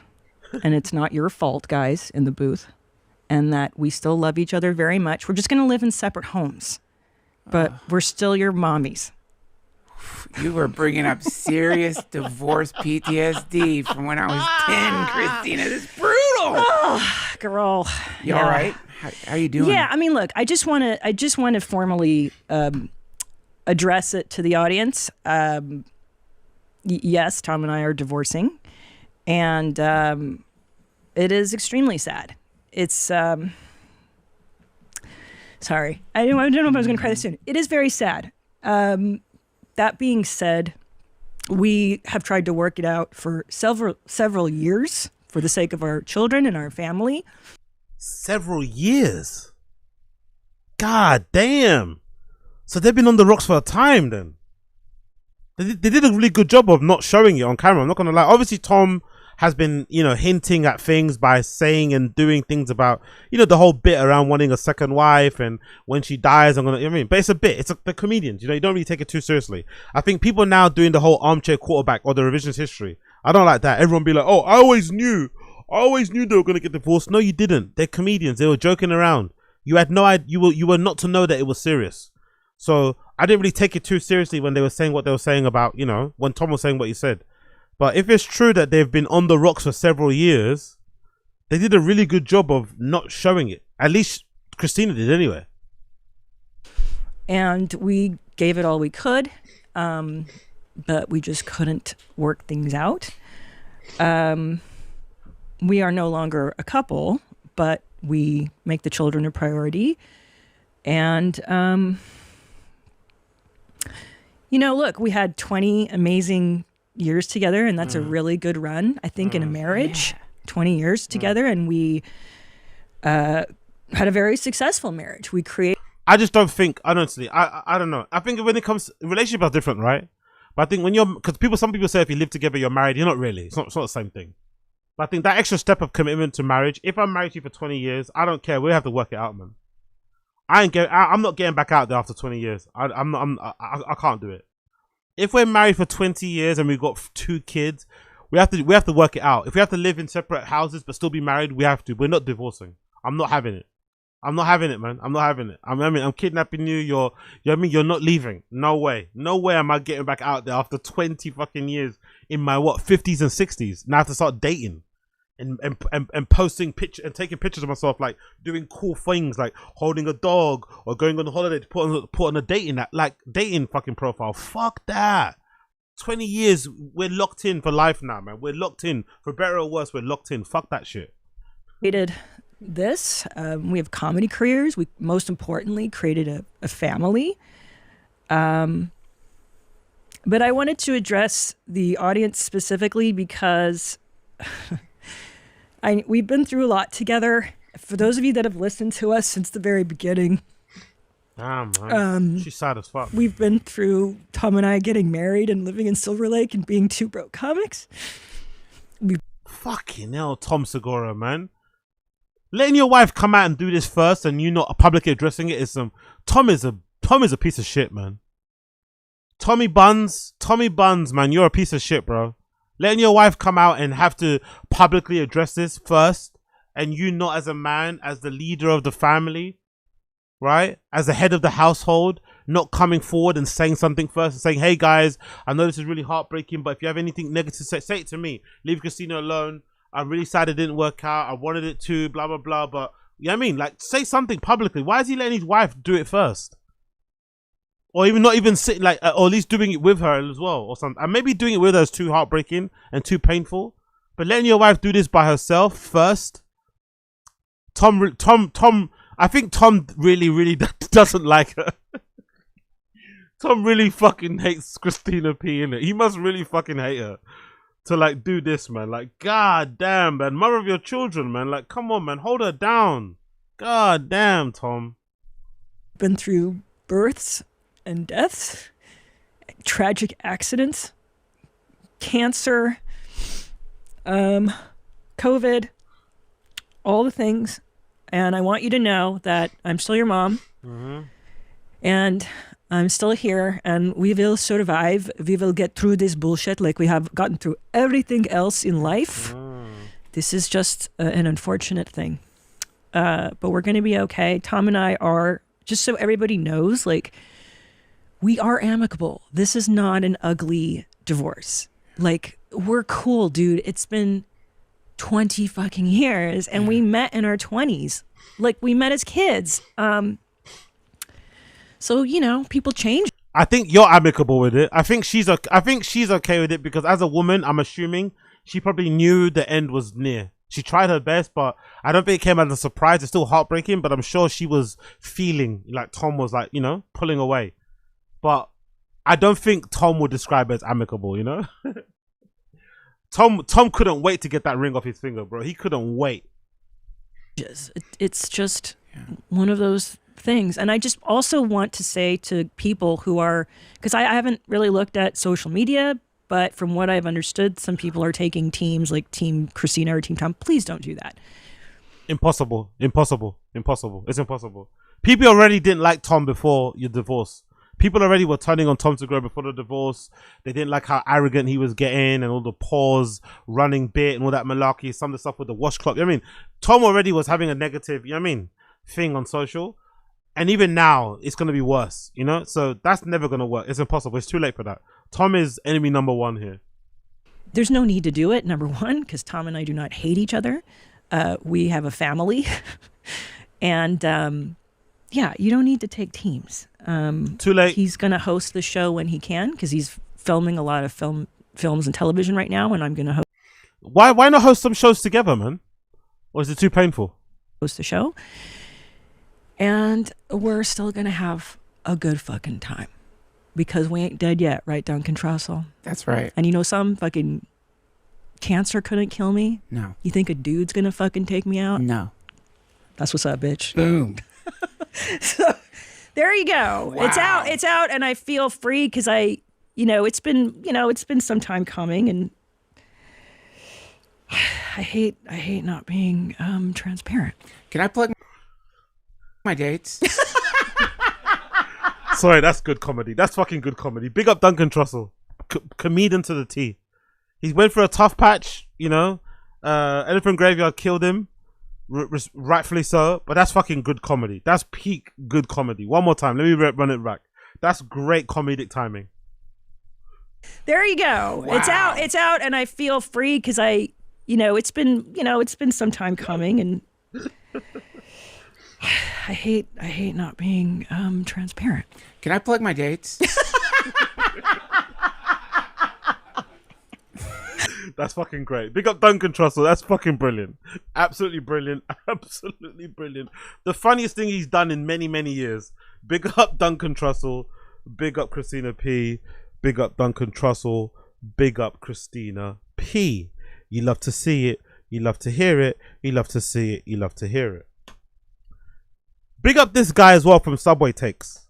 This young gentleman from Subway Takes had one of the best takes I've ever heard that kind of encapsulates and, you know, everything that I kind of feel, but also adds a little bit extra onto it that I never actually thought about. Big up to this person called TJ Standup, courtesy of Subway Takes. Big up TJ Standup.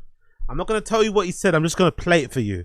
Big up TJ Standup. I agree with your take 100%. I agree with your take 100%. Big up TJ Standup. Let's go.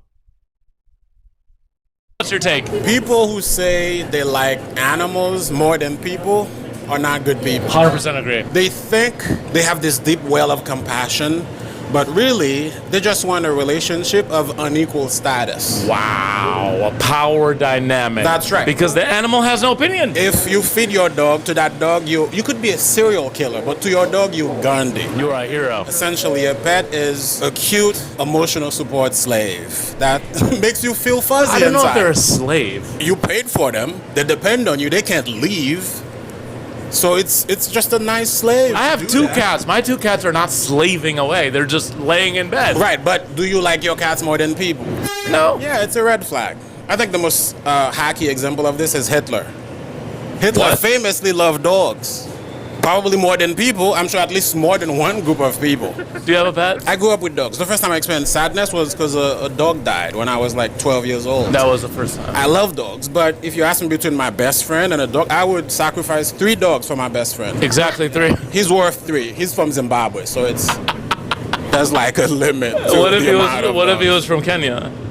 Where are you from? 1.5. I'm Haitian. What if he was from Haiti? Oh God, 10 dogs at least. Yeah, we're special people, you know? We brought freedom to the world of black people, so at least 10 dogs. That is a very good point. Yeah. At least 10 dogs. How many dogs do you think you're worth? Well, I was going to say it can't be more than Haitians, so it's gotta be. I mean, it could. I don't know if you're No. a supremacist. It could. White people didn't bring freedom to black people around the world, so less than the Haitians, but more than Zimbabwe for sure. All right, I'm offended on behalf of my best friend. Why is it more than Zimbabwe? Because I'm from Egypt. You give us pyramids, I'll give you that. Yeah, that's One of the world's greatest tourist attractions. Fair enough. So I'd say maybe like 6, 7. 7 is pushing it. I'll give you 5.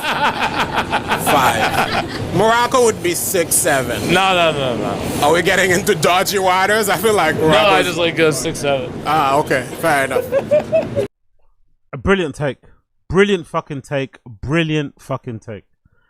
Most people I've met in my life who are like more fans of dogs than humans, I never get along with anyway. I've never met a person that loves dogs or loves their pets more than love humans who are cool. They're always cunts. They're always fucking cunts. They're always wankers. They're always pricks. They're always just like have the worst personality. You know what I mean? Some of them also have that thing where they're always, you know, I feel like the people that I meet who have that personality where they like pets more than like humans are those type of people that they're always rushing around. You know the type of people I'm talking about? They've always got like a slight sweat on and they're always like pacing around. They're always in a hurry. They're in a coffee shop, they're in a hurry.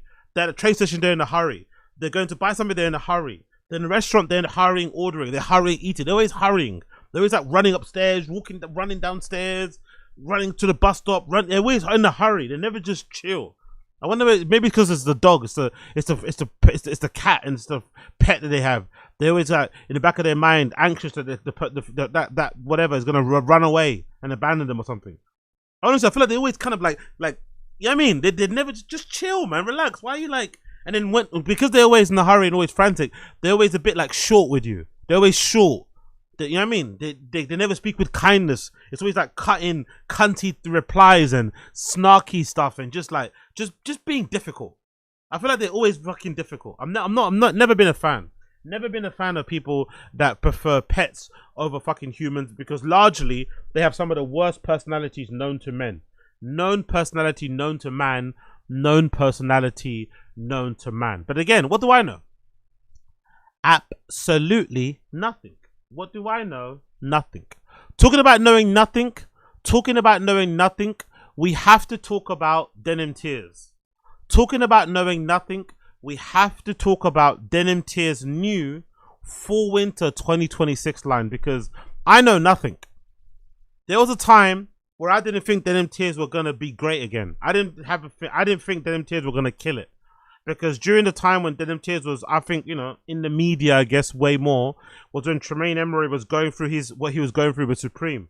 When he was accusing them of being a white supremacist, and he was having bad conflict with James Jebbia, the founder, and he was questioning why they hired him and talking openly about how it ended, disputing the fact of whether he got fired or whether he got let go or whether he left on his own volition, counteracting some of the criticism from people online about his stances when it comes to racism, and responded to criticisms about him being pro-black and being being an interracial relationship. There was loads of mess going on with Denim Tears at the time, which took away from what they were doing as a brand.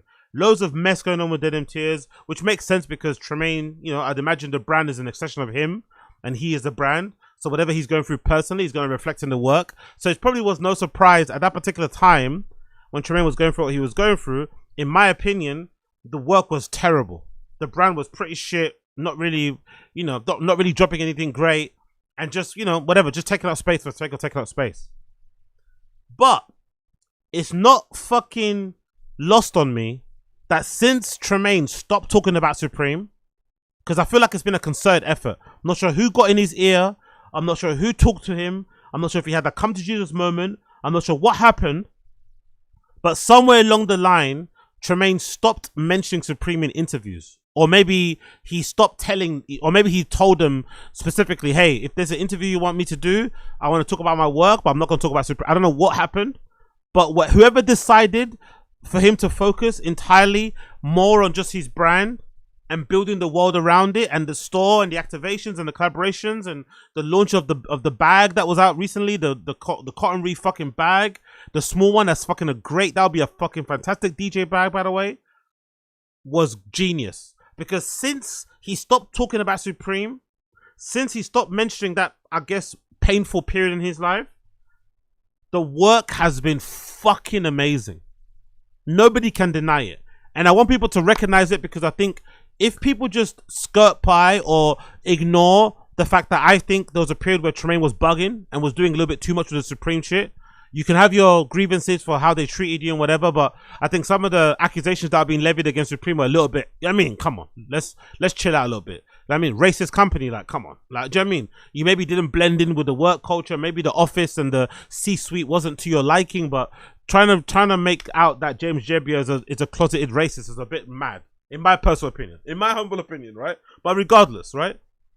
The fact that he's focused entirely on the brand, and now the brand is making some of the best shit I've ever seen. The lookbooks are fucking fantastic, and legitimately, I think Denim Tears is getting to that level where they're competing, in my personal opinion, for the best streetwear brand out there. Which I think the 1 and 2 is definitely Supreme and Stussy when it comes to consistently putting out great shit. Denim Tears might be approaching that level. Denim Tears might be approaching the level of Stussy and Supreme when it comes to putting out consistently great shit. And this fall 2026 collection, inspired by influential fucking cultural fashion icon André Leon Talley, is one of their best. Legit one of their best. They are killing it. They are fucking killing it. So big up Tremaine, big up everyone at Denim Tears who's putting this work out, because the work is fucking fantastic. So let's look at what they've done. This is the Denim Tears Instagram. So this is the newest collection for fall winter, is a tribute to André Leon Talley, the iconic Vogue guy that most of you guys are familiar with, who used to, you know, always be around fashion shows and with fucking, what's his name, Anna Wintour, and this was a cultural icon and figure in his own regard, right? A real fucking, you know, powerhouse in fashion. And yeah, it's inspired by him and everything that he did during his time. And again, some of it is getting that passed too soon as well. So let's play the clip, and then we're gonna obviously go through some of the stuff as well in the lookbook. So this is taken from their particular Instagram. Adrian Leon Talley, fall winter 2026 lookbook tomorrow. So it's inspired by his works, his fashion, his philosophy, his ideas, everything else in between. Let's press play. I'm more of a person that is a custodian of style. Fashion for me is style, and how to evolve a style, or how to express a style, or how to translate style through fashion to the reader of a magazine or whatever it is I'm doing at that point. I'm about what I consider style and not fashion.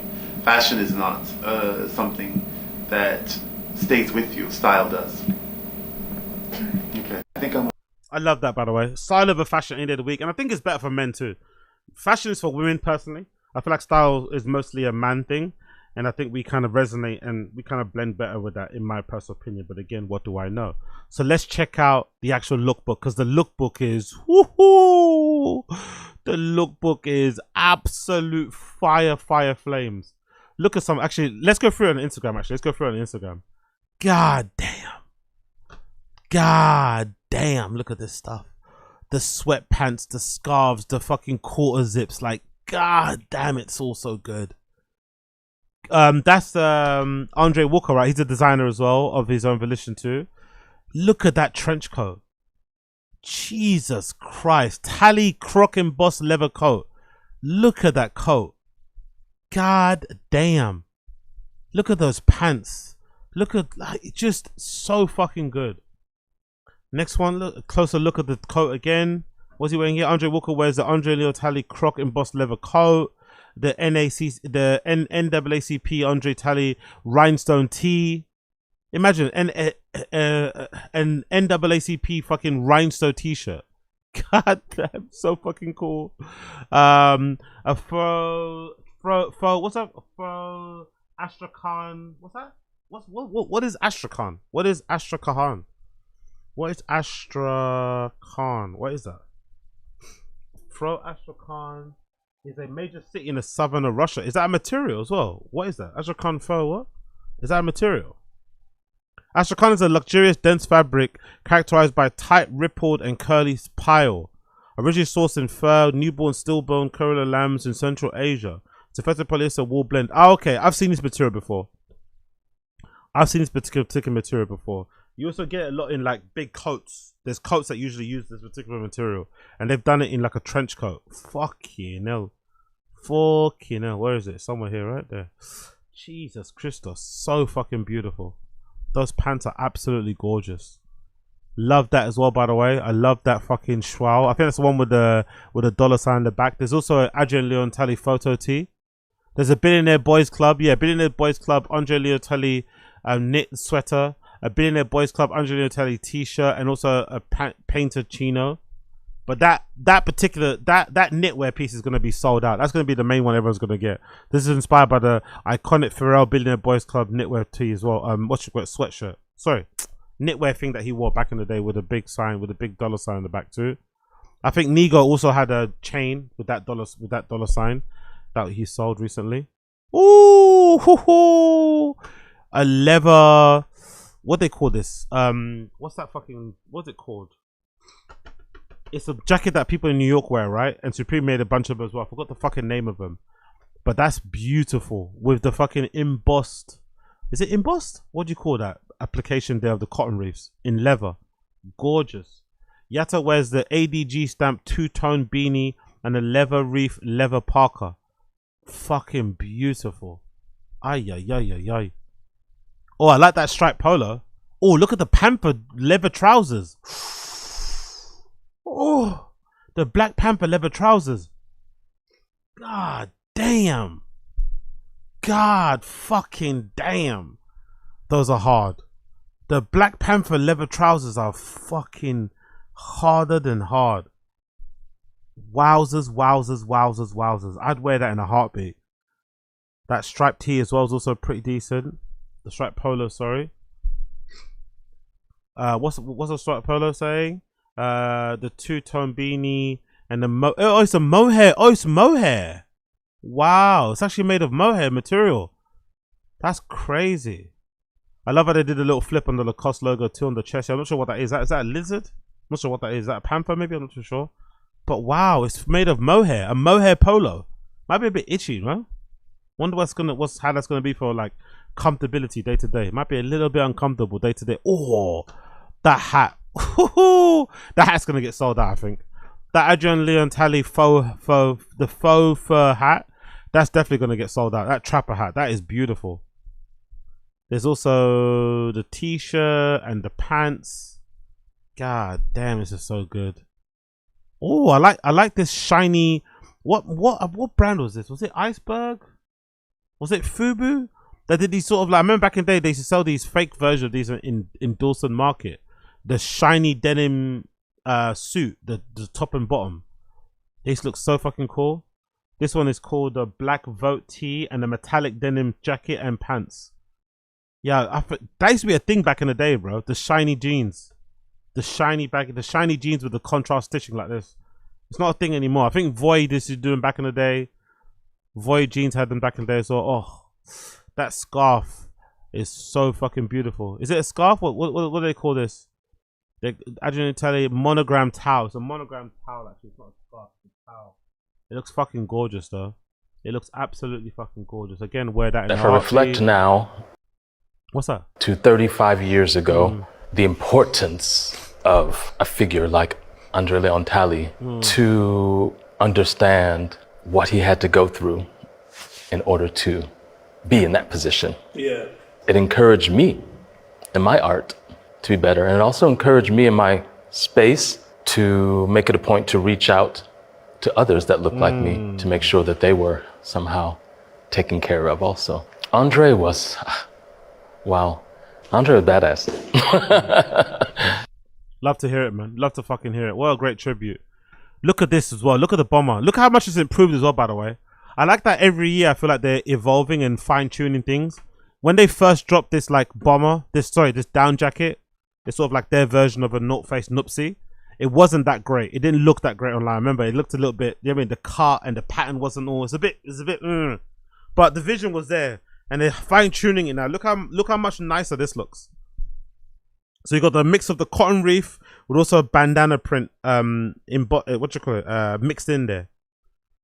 Looks fucking gorgeous too. And also I love this, by the way, the Pan-African flag. Is that like a do-rag or is that like a skull cap? I don't know what that is, but that looks great too. I love that. I love that. Let me zoom in. What does it say here?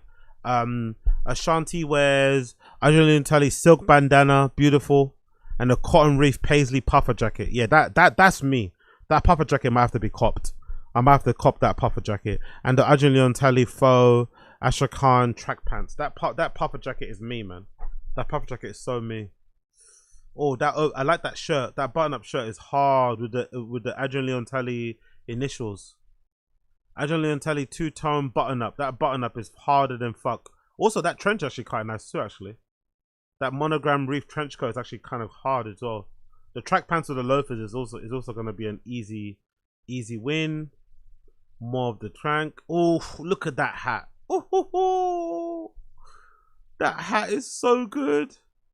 That hat is so good. That might be another one to try and check out. There's also a faux chinchilla puffer and a peace reef Oxford. But that hat is the one. That fucking hat, what is it? Adrian Talley faux fur hat. That is the one to try and cop. That is the one to try and cop. It's going to be very difficult, but that is the one. Look at that fit. Look at that fucking fit. Adrian Talley Priest pre-offered. Look at that fit. Oh, so good.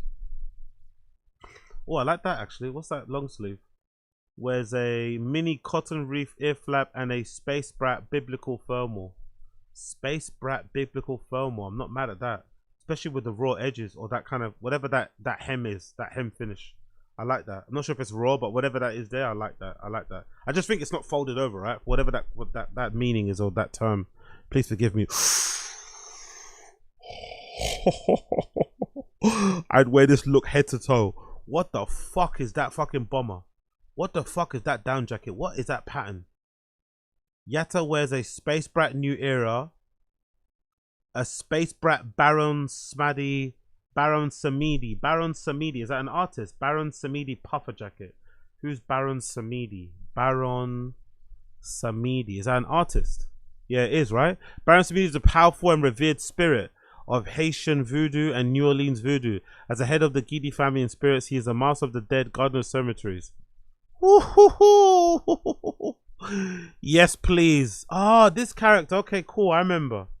I've seen this before. Okay.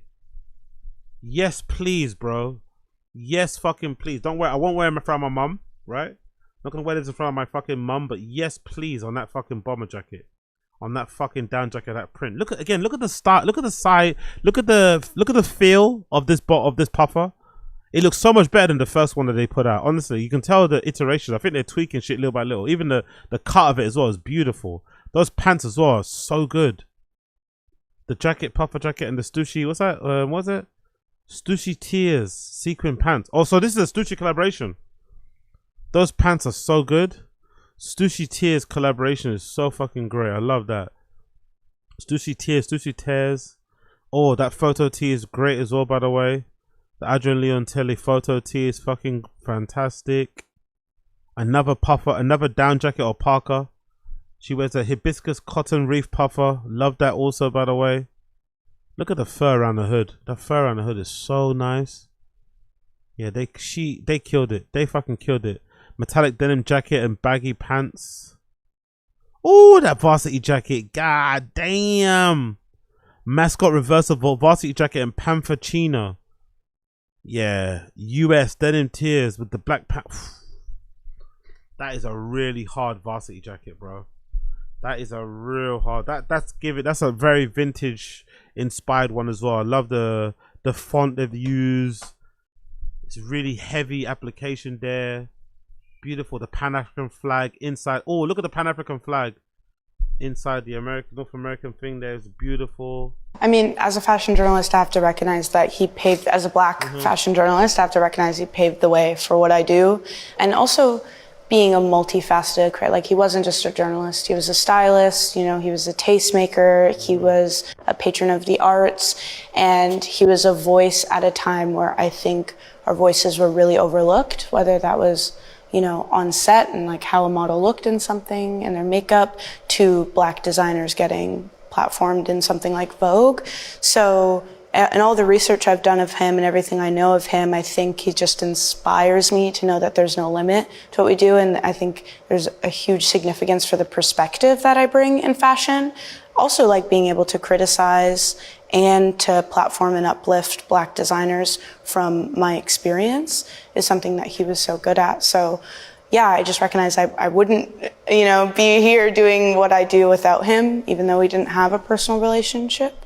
I mean, as a fashion journalist, I've got to plug myself back in again. He released a book. The book that came out, a memoir. There's also a real documentary. I got to get myself plugged in more and get myself sharpened up on Agostinho and Talley's legacy and shit, because I wasn't too familiar with it. I need to get myself more read into it, because Jesus Christ, this is a really good tribute.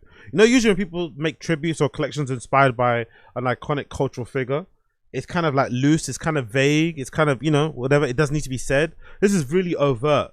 You know what I mean? It's really fucking overt. They're using his name, they're bigging him up. Do you know what I mean? They're using the models and and letting them share their experiences and their knowledge of Adrian Talent and his legacy. All the clothes are inspired by stuff that he wore himself or things that he's spoken about. Like, it's not just like, oh, his essence. Nah, this is like inspired by him directly. I fucking love it, man. It's really fucking cool. Really well done, man. Last slide. Let's see here. What we got? Ooh, what's this stripy number? What the fuck is that stripy number? What is that? That kind of looks like one of those Ghana Must Go bags, but it's like been made into a hoodie. Oh, I don't mind that at all. And I also love that rugby too. That isn't too shabby. What is that he's got on his shoulder? Adrian Walker wears the Adrian Talley felt pin cap, paneled rugby shirt, striped cable knit zip hoodie. I love that. That's the one I want. And also the track pant. Special shit. Yeah, that, that is beautiful. That cable knit fucking thing is gorgeous. That hat is also kind of gorgeous too. No cap on that one. Yeah, but this fur hat is gonna be the one. That's the one to get, to be fair. This faux fur hat is the one to fucking get. That faux fur hat is gonna be the one to fucking get. Oof, so good. Ooh, what is that? Edward Buchanan wears the ADG stamped two-tone beanie and the Harlem Festival parka. Yeah, that is special. I think it's got a removable hood as well, right? The Harlem Festival parka. That is beautiful. I guess it's an iconic image taken from a Harlem Festival, from I guess a VHS tape probably, right? A screen cap. Wow, all over print screen cap from the Harlem Festival. That's fucking gorgeous. And then that's the top of the Stussy Tears pants, I'm assuming, right? Stussy Tears, what is it? Is that sequin? Oh, it's sequin. I couldn't even tell. If you zoom in, it's actually sequin. It's like a sequin tie-dye sort of number. Beautiful. The orange pants. Wow, there's Denim Tears Timberlands coming soon. There's Denim Tears Timberland boots coming very, very soon too. Look, we got a little sneak peek. We got a bit of a sneak peek of some Denim Tears Timberland boots. You can imagine what they look like if you're just listening to this. Just a pair of Timberland boots with the Denim Tears cotton reef embossed all over them. But not like with white. They're like, it's quite a good idea. Instead of making the cotton reef white like they usually are, they've just embossed it on the fabric. I guess maybe using a stamp so it gets that nice charred dark brown, you know, effect instead of having white. I think that's a really good idea. That's better than just having it white, just having the white cotton reef. Come on, bro. This feels like it's inspired a little bit. This feels like it's inspired a little bit by like the Bape camo.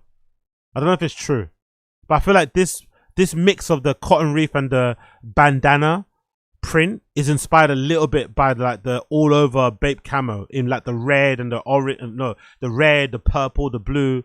The one that's most famously worn by Nigel, of course, the founder, and Lil Wayne back in the day. I feel like this is what it's inspired by, because that looks hot. Even the trucker hat, it reminds me of that old school Bape camo trucker hat that was legendary and very rare. that had like the Bape camo all over on this particular front section, on the felt section and the brim, but didn't have anything on the back. It was just a red color, the color corresponding with the camo. This looks gorgeous, man. Cotton reef paisley ADG stamp hat and cotton reef paisley puffer jacket. This is hard body. This is hard fucking body. So nice. That tracksuit is also kind of decent. Are those a collaboration too? No, those are just regular white Air Force Ones. Oh, I like that. That's giving me Martin Rose. That's giving me that legend. That gives me that feel of that legendary Martin Rose Parker. You know what I'm talking about. That gives me that feeling of that legendary Martin Rose Parker.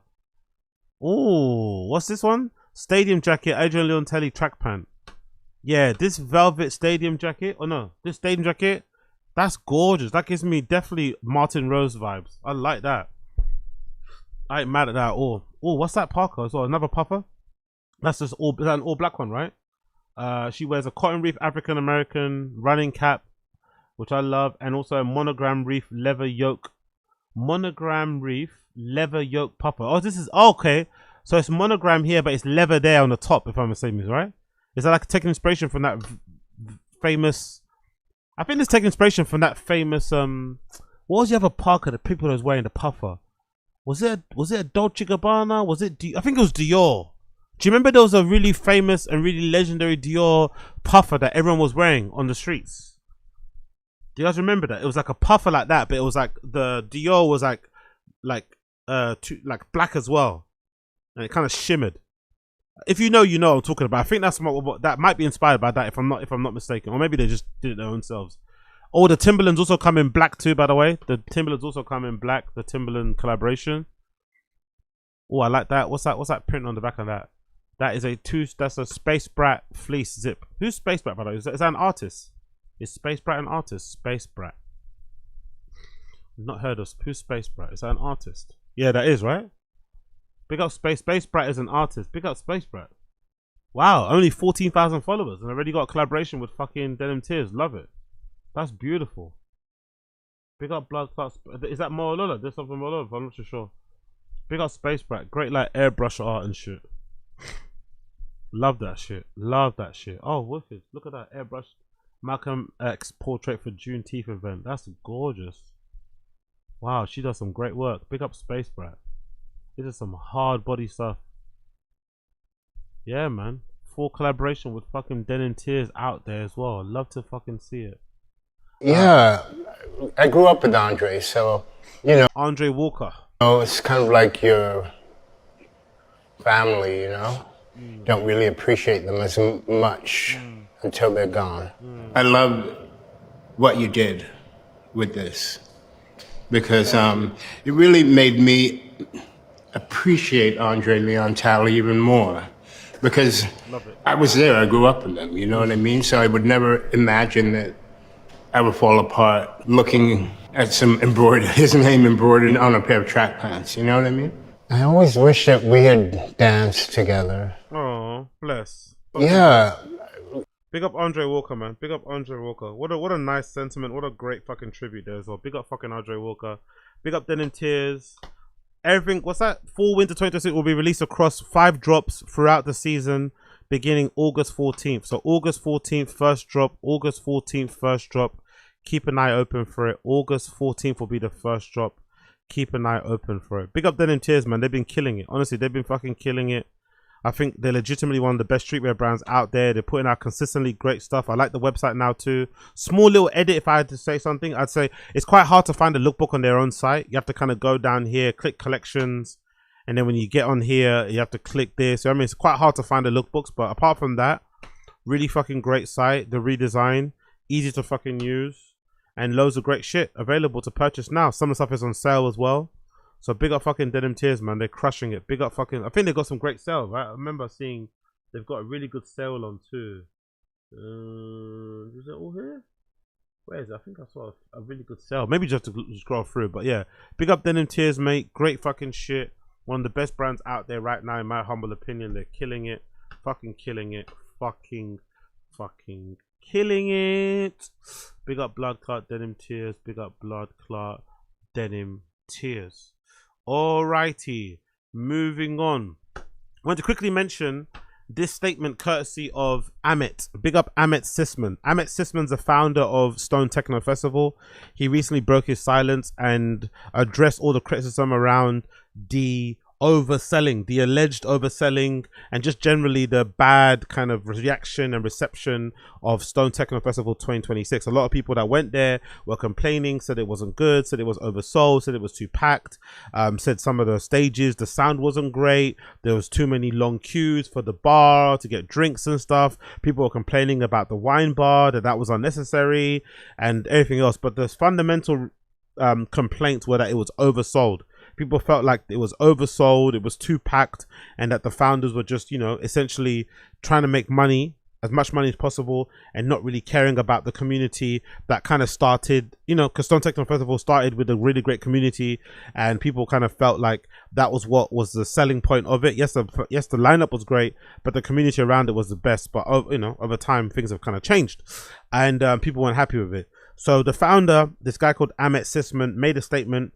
Didn't really acknowledge or accept responsibility about some of the criticism. Didn't really also admit, you know what I mean? But he did address it, which I think is better than most people. Most people don't even address these type of things. But he did kind of address what went on.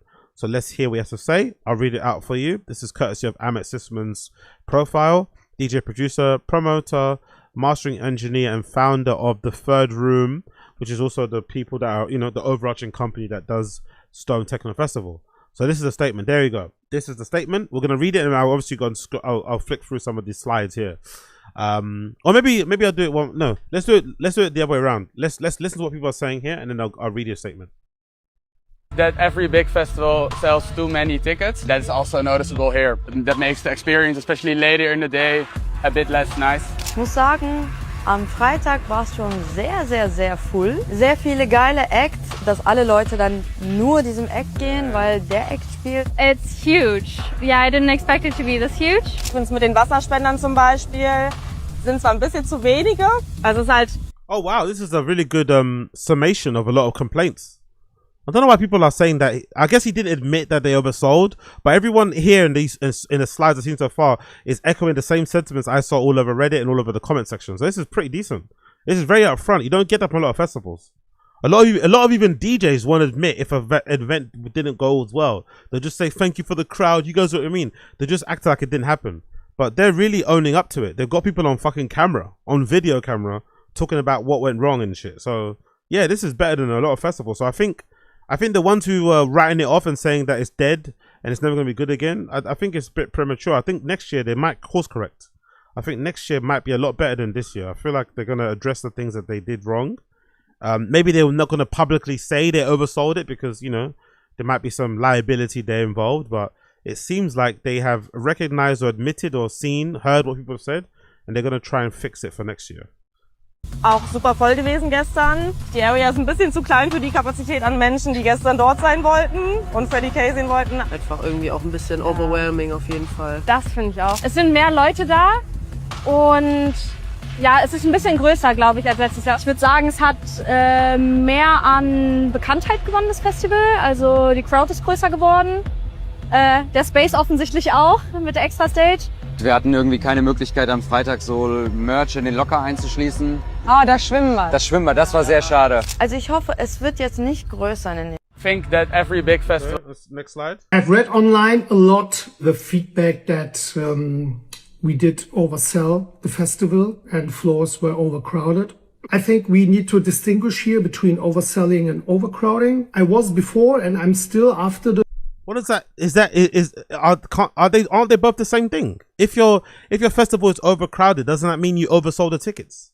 Oh no, I guess technically if it's overcrowded, you can have an overcrowded event because the venue doesn't have capacity for the crowd that you have there.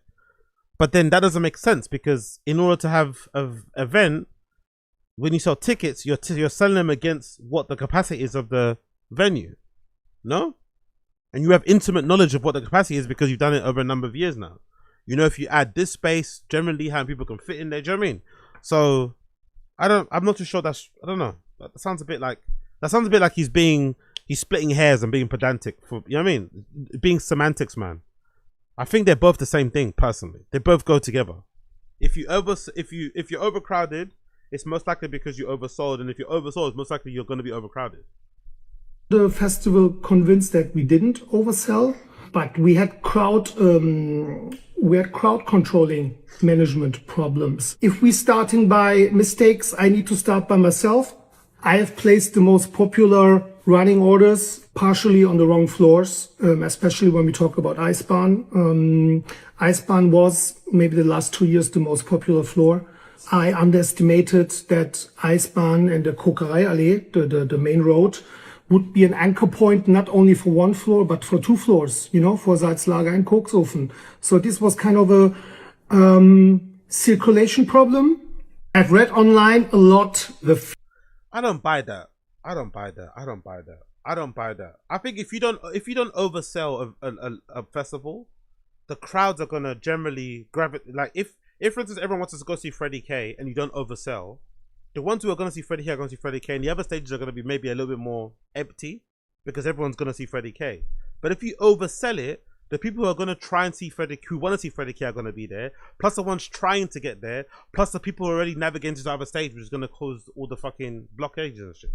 So I think it does come down to them maybe selling, let's say, 1,000, 2,000 more tickets. Those people turning, because I also noticed, just, you know, because I'm fucking nosy, I also noticed there wasn't a lot of fucking extra tickets available on resale. Not sure if people noticed that, but I noticed there wasn't a lot of tickets available on resale. They were getting snapped up. The tickets that were coming available, they were getting bought. People actually went. People went to this fucking festival. So everyone that said they were going to go turned up, and then you sold extra tickets. Yeah, man, that shit's going to be overcrowded because you oversold that shit. We need to assure a better circulation of the festival side, especially avoiding dead ends. That means Kokshofen Batterie and Salzlager, they need to be connected so people can walk in circles. There shouldn't be just... That's a good point. Because if you can walk in circles, it then allows the crowds to kind of circulate. Is that the word? Whether that word is right? Instead of it being a dead end and you have to kind of walk back out again, which then causes all the blockades. One road to a certain area and floor. That is a big learning. Another thing is also... They kind of did that with Junction 2. Junction 2, if I'm not mistaken, there's a few stages where there's one way to go in and one way to come out. That kind of stops people having to... You know what I mean? It stops filling up. So, because look, if there's more people going in and less people coming out, it makes the exit easier and vice versa. We have to separate the food courts into 2 separate locations to spread more the people and giving a better possibility, a quicker possibility that people get much quicker their food. Long story short, we need just to make the logistics and infrastructure much better. We need to assure a better circulation and also a smarter curation. We need to assure a better circulation. I think one of the main reasons why there was so much negative feedback on Friday was a chain of events. It started with the bad communication and organization of the shuttle buses. Then the long waiting times at the entrance. Then also the generator went off at Kokshofen Batterie. And there were just so simple mistakes which would have been easily avoidable. That's the thing with raves, and those things really do hurt and hamper events, unfortunately. Little things like that really do fuck up. Like you start waiting too long to get in, it takes too long for you to get a drink. Even, do you know what I mean? Like those things can really fuck up your enjoyment. And I saw a lot of those comments being made. Like it just fucked up. I think, but some people took the experience. I think from the first day when they saw the delays, they instantly just started like hustling and doing their own thing. And I think that's also when they started to like be a little bit more lax with the restrictions of what you could bring in and not bring in as well, which also didn't help things, I'm sure, on the first day.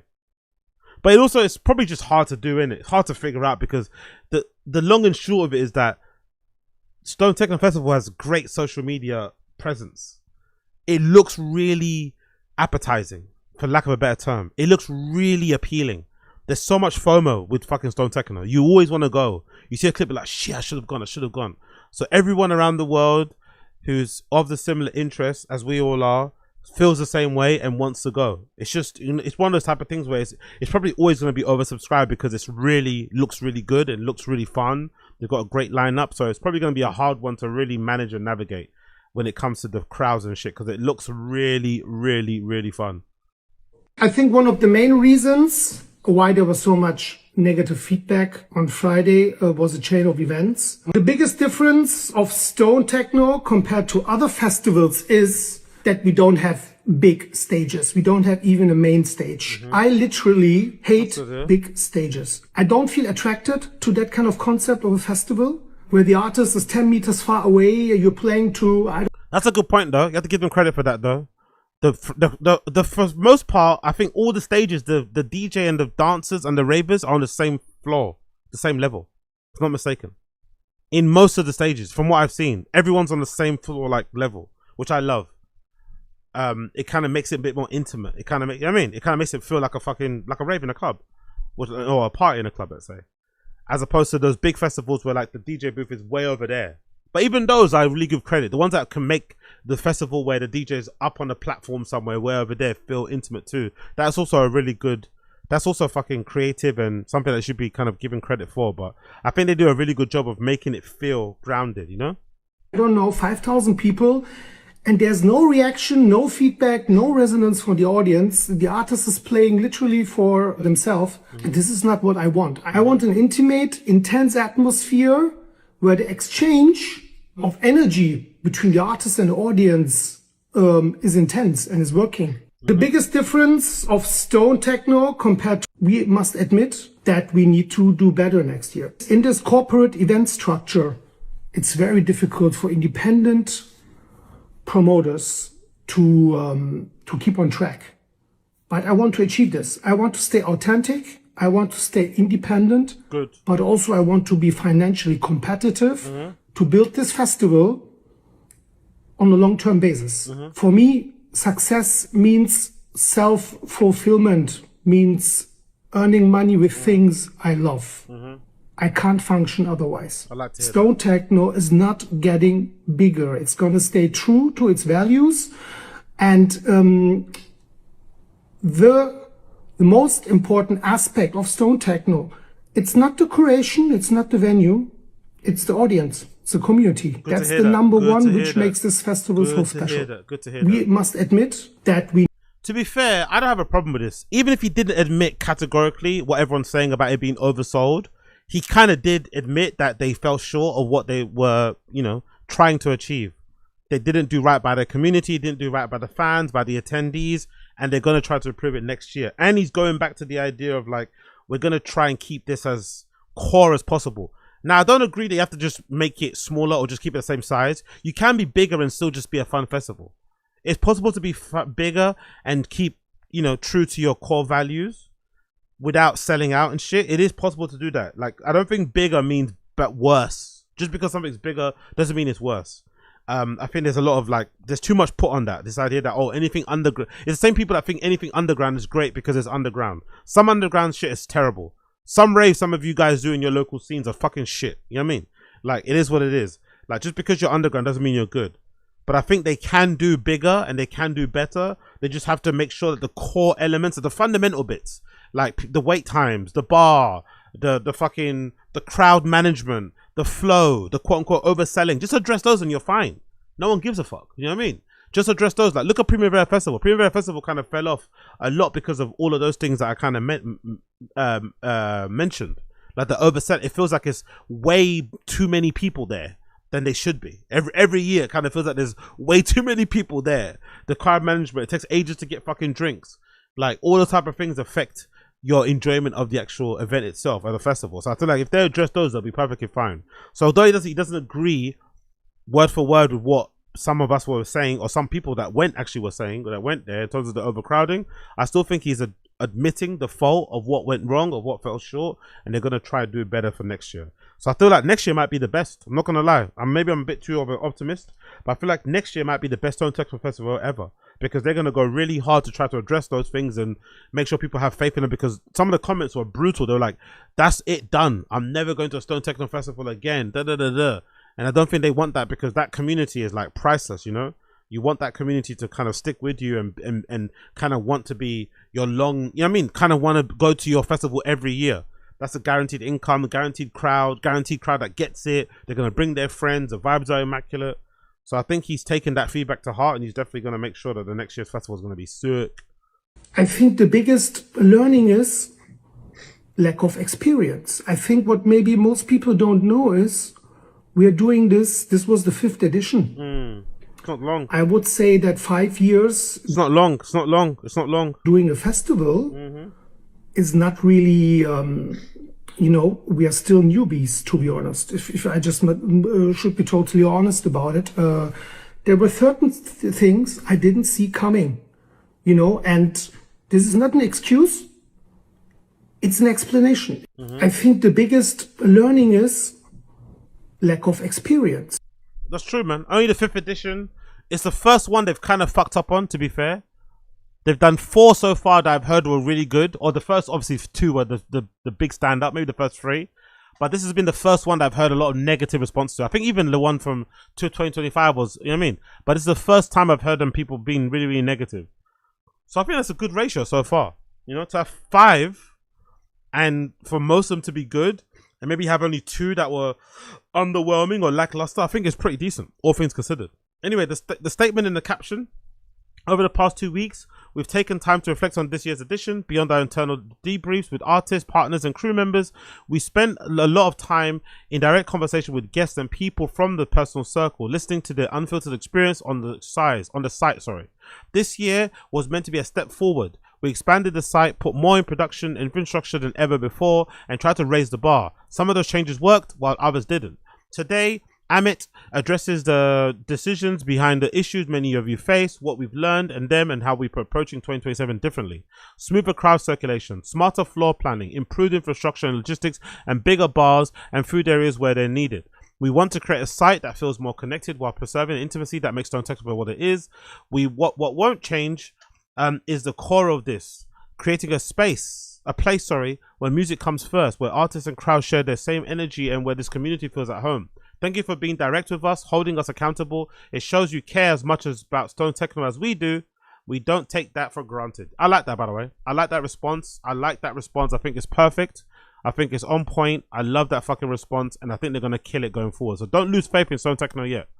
Don't lose faith in Stone Techno yet. I think they're still going to kill it, and I think next year might be one of their best ever. So don't lose faith yet. Actually, let me read the comments. What are the comments saying? This person, big up Vera Longdiandi. Big up Vera Longdandi or Danidi, yeah. Wow, honestly, can't remember seeing any festival share this kind of post before. Exactly. We don't get any of this. They usually just ignore it and pretend it didn't happen and just keep posting fucking clips of highlights, you know? Acknowledging people's feedback, openly talking about what went wrong takes a lot of courage. We've had the significant mistakes at our own events as well, so I know how hard it is to can be. Exactly with the kind of transparency that our industry needs. The best teams aren't the ones that never make mistakes. They're the ones that learn from them. Much respect and keep going. Love that. Another person here called Pritz or Pritz. Is that the name? Pritt? Chloe. I've been attending the festival for the last 3 years. Okay, attendee, I want to hear what she has to say. And this year vibe was completely different because of how crowded it was. I think the festival was oversold. Failing to admit it shows that you don't seem to realize the impact of what's overexperienced. I don't think that's true. I think he admitted it's oversold by saying it was overcrowded. Maybe technically he doesn't want to admit it because there's some liability there or whatever, or maybe his interpretation or his idea of what that means is different to ours because he's the one actually organizing the event. But I do think he admitted it by saying it was overcrowded, because that technically does mean the same thing, in my personal opinion. Anyway, continued. What's the point of buying a ticket if you can't properly dance or even enjoy the music because the dance floor is too small for the number of people who want to dance at the same time? Most of the negative feedback comes down to one thing: too many tickets were sold. I think he's saying the same thing. If too many tickets were sold, whatever the venue capacity is wouldn't be adequate to house or to accommodate those people that bought those tickets, especially the ones that turned up. So technically he is admitting that. He's just not saying it. You know, it's semantics, you know, but you know. That's something many regular attendees seem to agree on. The festival no longer feels authentic or intimate. That's a shame because those kind of spaces are becoming so rare. I appreciate that you're addressing the feedback so openly, but I still feel like we've lost what made Techno special. Some Techno special. Better circulation and reorganizing the food areas will not change anything. That's the thing though. I don't know if festivals are meant to even be like this forever. I think you're meant to just enjoy them when they're great, and then you're meant to just move on to something else. I think it's just really hard, given how much they cost to run, given the logistics and stuff and the people that come in and out. It's just really difficult to keep, like, there's not a lot of, like, I think the festivals that are great at doing that are doing that great for a reason. You know, they're at that level for a reason. It's not easy. Like Nation of Godwana, for instance, if you spoke to the founders of those, they'll probably tell you there was a lot of close shaves in terms of the festival not being able to run, not being able to be operational because of money. It's not easy to do. So maybe this is for the best. Maybe another one will come along. Maybe you're meant to enjoy it when it's good for the first 5 years or so and then bounce another thing. I don't know, but it's not as easy as people think it is just to keep the same ethos and core community spirit from the first edition to it's just really hard to do, I'd imagine. There's so many things pulling and, you know what I mean? DJ fees, rising energy costs, visa issues, sponsors, brands, this, that, ambition. You know what I mean? Like, it's just hard. It's hard to do, I'd imagine. Another person, Jasmine, says people weren't starving because the food area was too small. You had plenty of space, but instead of using it to improve the festival experience, you use it to let more people in and make more profit. What's good if it's the biggest food area if people don't have enough room to dance? But hold on, people weren't starving because the area was too small. So why were people starving then? I don't understand that. I would like to clarify. She says people weren't starving because of food, so why were people starving then? Nobody spends 190 euros, 250 euros on a ticket, plus flights and accommodation to sit around, eat, or spend hours standing in lines. People come to dance, see their favorite artists, and enjoy the atmosphere. That's what they're paying for. That's exactly what so many people were denied this weekend. It wasn't just crowded, it was completely overcrowded. The changes you're announced for next year don't address the actual problem. A bigger food area won't fix the overcrowding or dance floors unless you reduce the number of attendees or create significantly more space. Nothing will ever change. But I think they're going to do that. I think if you're able to improve the crowd flow, you're able, because I legit, I bet you next year it's not as oversold. You don't oversell it as much. You improve the crowd flow. I think it fundamentally it exponentially improves the experience. Improve the crowd flow. No dead ends, like he said, so people can kind of get around, because it's a bit of a magic trick as well, that thing. And then you also don't oversell it. Improves the experience straight away. I'm happy to answer more questions in the comments. Cheers. Oh, is he reply? Oh, he's actually replying. Okay, cool. I've also mentioned the circulation mistakes to avoid overcrowding. I do think that was one of the key factors for individual experience. All 5 floors were never packed overcrowded at the same time. If all the adjustments won't solve the problem, lowering the capacity will be a discussion. We need the necessary time for this to make the right. Yeah, that's such a good point. Let's improve the flow. Let's improve this and that, whatever, and then that will also improve. Because I think maybe he's trying to say that the ticket overselling wasn't the issue. It's more so how we made the venue, how we kind of, you know what I mean? It kind of led to issues. So maybe that can kind of help. And also, you know, the cost of the cost, isn't it? They kind of can't maybe adjust how much they sell because they kind of have to sell those tickets to kind of make it run. That's probably what he's saying without saying it. May I ask which floors we tried to visit and what your experience was? Because the 5 floors were overcrowded at the same time. Okay, okay, cool. It was such a beautiful festival. It was evolving to see how much love you and your team put into it. While this year was disappointment for me in terms of the crowd, I'm really glad that you're taking this seriously and transparent as you are. That said, I can't help but feel like the social mediaification of everything is slowly killing. Oh, shut up, man. What's this got to do with what he's talking about? It's killing club culture. All right, shut up. Anyway, last year felt perfect to me. The crowd knew how to behave. To be fair, the whole point of Stone Techno Festival is social media. You can't complain about how social media friendly it is. That's the whole point of going to this festival. It's how social media friendly it is. It's how social media thingy it is. You know what I mean? Bait, let's say. However, with more people attending this year, I think every little issue became magnified. Might not be a hot take, but I also feel like some of the marketing is heading in the wrong direction. As strange as it sounds, it's almost too cool. So Techno Festival doesn't...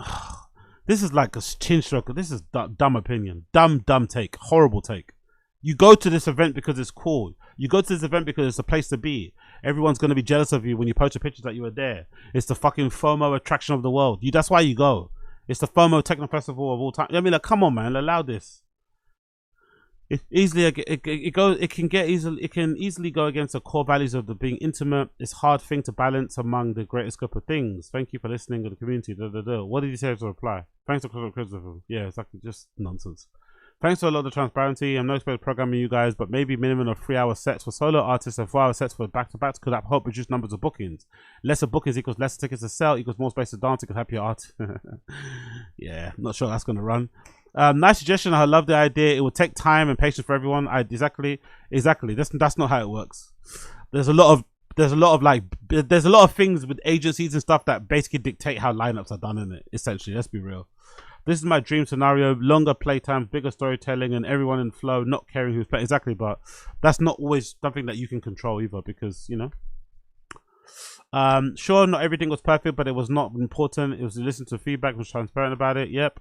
I appreciate the transparency. This person says here, better circulation would definitely help, but I still feel like the stages were overcrowded. Smarter curation wouldn't solve everything I fear, because the 3 or 4 stages are overcrowded, the festival is overcrowded. True.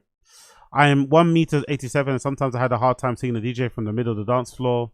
Again, that's a height maxing issue, isn't it? I'm assuming.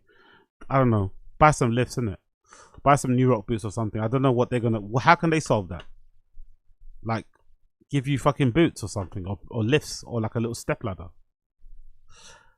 My friends that are smaller had no chance. On positive note, the listening was lovely. The first 3 years I went were magical. Were magic editions, which me and my friends connected with so many people and saw again at the parties. That intimate magic has gone fully this year. People were annoyed due to the overcrowding, having to queue. I saw a first fight break out behind me on the dance floor at the Cox Soften. Again, with that name, I'm not surprised that people are fighting. Too many cocks. Sacrificing a local customers that came back for 3 to 5 years have created a real community for many hype followers that might only come 1 year. Seems like a pity. Many regulars I met swore not to come again. Some say they may give it a last chance, but definitely wasn't an evolution away. And yeah, I don't know. What do you say? I don't agree with that. Was heading the more generic festival. I respect your opinion. I'm sorry your disappointment. The balance of the act is located between financial stability, exactly, and staying true to the core value, which is hard to do. People don't accept that. People just think you can just stay true to your core. You have to always balance the financial side. That's the hard bit. That's why not a lot of people put on these events. That's why not everyone's doing it themselves, because it's fucking difficult. The first 3 years were a zero-sum game. Now we need to readjust, and do some fine-tuning to find a middle ground. Exactly. I need to like the festival myself as well. I do agree this year felt different. I didn't satisfy me 100% as well. We have homework to do. Great, man. Honestly, so good to see Nastya there. I love people who focus on things they can improve. You're a legend.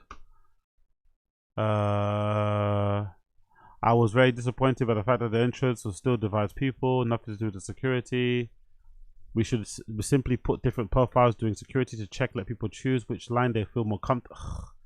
Jesus Christ. Like, you're complaining about crowd issues, now you want gender specific lines to accommodate queer folks. Why not just have security across the board that can accommodate everyone, straight, gay, queer, and across the board, instead of having gender or sexual orientated? Like, come on, man. People sometimes, man, you're just making more issues out of nothing now. Let's just have more training, better awareness for every security guard or bouncer, so they can adequately deal with everybody that goes there, as opposed to having specific lines for the blacks, for the whites, for the queer, for the lesbians, for the gays. It's like, come on, man, what the fuck is this? For the non-binaries, for the this, for the that. It's like, huh? I know that the security team is probably in the external service, but what I've heard is giving my reviews, awareness. The day after I complained, my friends told me in security entrance that we shouldn't be categorized as men and as women, and puts many people in an uncomfortable situation. What a pity. Maybe it could be nice to have a briefing. I guess I'm aware of the topic. I'm sorry for the bad experience. I also think it's a communication problem. Security usually asks whether you want to be searched by woman or man. If this hasn't been the case, then better can you confirm this? Still, I have the impression that there was only one woman. Okay, cool, whatever. Just complaining. Thank you so much for this post. It's been coming. Okay, cool. So yeah, I think in general, I like it. Big up Ahmet. I think they're gonna try to improve it. I think next year will probably be their best year. Don't write them off just yet. Don't write them off just yet. There's what, loyalty tickets, lols. They're trying to get in early, and loyalty tickets is lols. So Techno Festival returns July 9th to the 11th next year. We have taken our feedback thoughtfully and completed our internal analysis and built a roadmap for some Techno Festival 2027 that meets your expectations and ours. As a year of transformation, it was ambitious. We couldn't deliver the experience. We want to stay true to our core and intimate open air experience. The highest production quality we can achieve, built around the music-oriented curation, protecting the vision What changes? We're giving the area room to breathe. Better circulation, smarter stage curation. Fewer tickets on the same ground means one has to carry more. Oh. He's saying, okay, if you want me to stop overselling, you guys have to take the hit on the tickets increasing each. Fewer tickets on the same ground means one has to carry more. That's why prices rise to 39 euros for the weekender. Rise up to 39 compared to last year because a smaller, better festival means investing more in every single guest. We're putting that into things you feel. Expanded in-house teams for communication operation, tighter internal coordination, so we could full control production. Our vision for built on the exponent growth is built on creative independence. Please note, each eligible customer can purchase one loyalty ticket. Wow, that's really fucking interesting. Interesting. I like this, to be honest. I'm not gonna lie, I quite like this. I like this approach. Loyalty tickets are available. Loyalty tickets are fucking available. Interesting. Let's actually check it out. Actually, let's see the site. Tickets to Stone Techno next year, right? Stone Techno website. Let's see. News, artifacts, tickets. Okay, cool. It's not available just yet, but I guess you can get them soon. Loyalty tickets. Is there a code already on there? Or am I bugging out? Okay, soon. Limited availability from 6:30 later. So they were available, but they're gone. Maybe they're gone. I'm not too sure. There's a full report on their website, which they publish as well. So yeah, they've done the work, man. I think they've done the work. They're giving us a full report. They're putting it all into practice. They're going to try to improve for next year. You can't really fault it too much, man. You can't really. I don't like how they did the website, by the way. The pictures are lighted, but the text isn't. It's hard to read. But still, there's loads of stuff on there to read as well if you want to go through that too. Check it out. Big up Stone Techno Festival.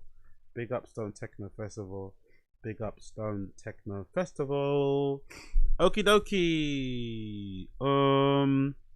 Let me do a couple more that I'm going to leave you guys. First of all, I want to talk about Kith. Oh, no, actually not. Yeah, let's talk about Kith. Big up Kith for Salomon XT-EVOs. Quite like these, by the way. Never heard of this model. I'm sure it's an inline Salomon model already. I'm not sure if it's something they built up from the ground up. I think it's a Salomon in-house model. But these are pretty sexy, especially this yellow and black one. This yellow and black one looks like it's full of plastic and rubber. Looks a little bit stiff. But they kind of remind me a little bit of the Jound Solomons as well that came out recently. But these are fucking beautiful. This yellow, blue, and red ones are great. That's probably my favorite colorway.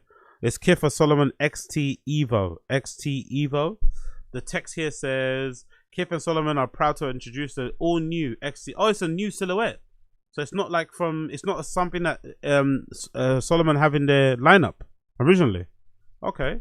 Releasing alongside the Ankin Fall 2026 collection, the XT-EVO features an original racing-inspired upper, defined by intricately engineered upper, crafted from liquid rubber and breathable mesh.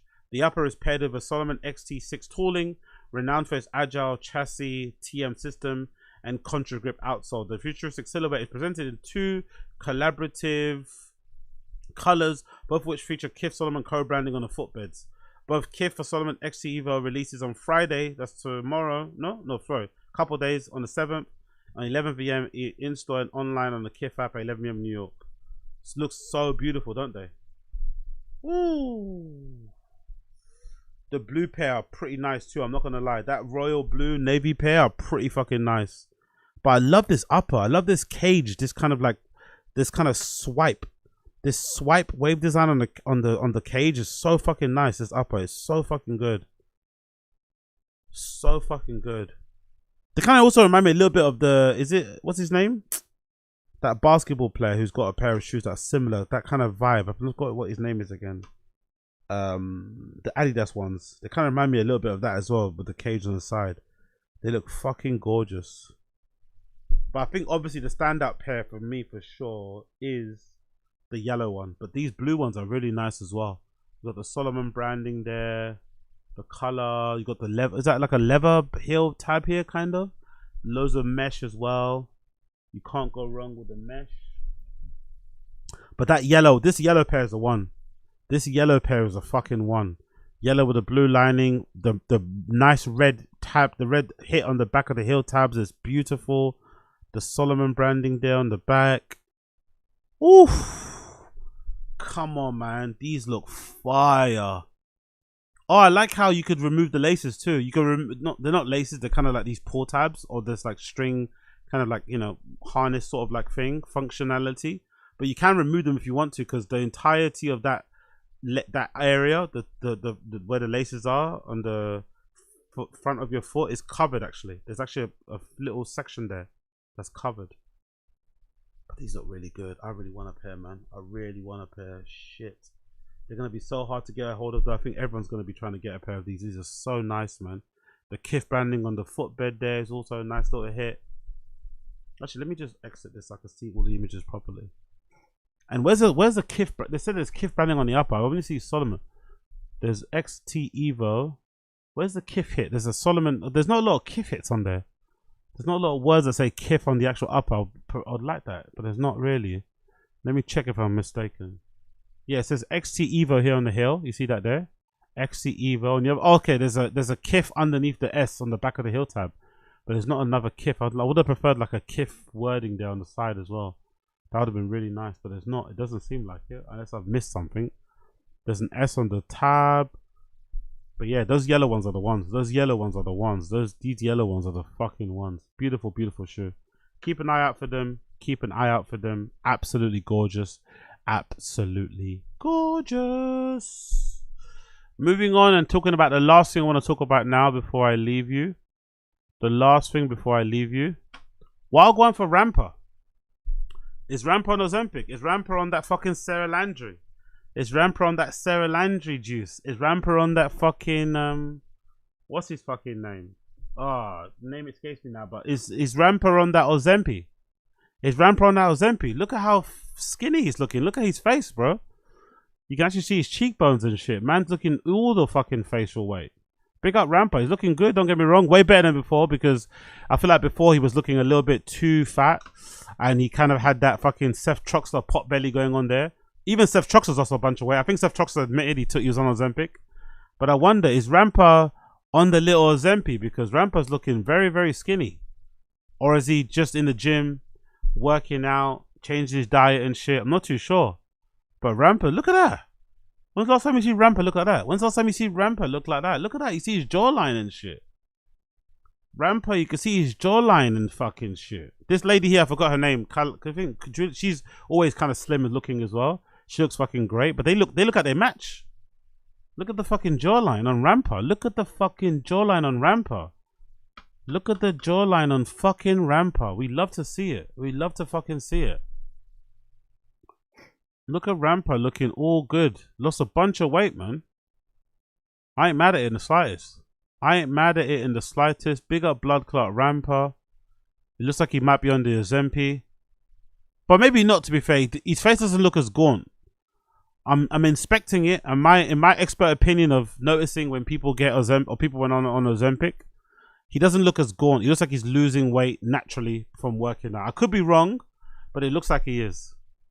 I could be wrong, but it looks like he's losing weight organically. But he looks way better, to be fair. Even his style, his like baggy clothes style, the streetwear stuff that he wears, with the chrome hearts and shit. He looks way better now in it because, you know, he's got the new Vans out and shit. You know what I mean? Because of the weight loss. The clothes look way better on him, as they always do when you lose a bit of weight.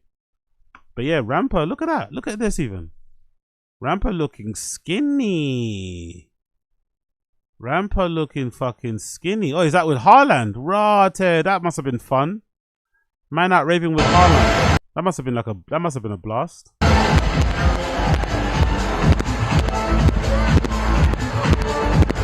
Yeah, big up that. That must have been, oh, that's a great t-shirt, by the way.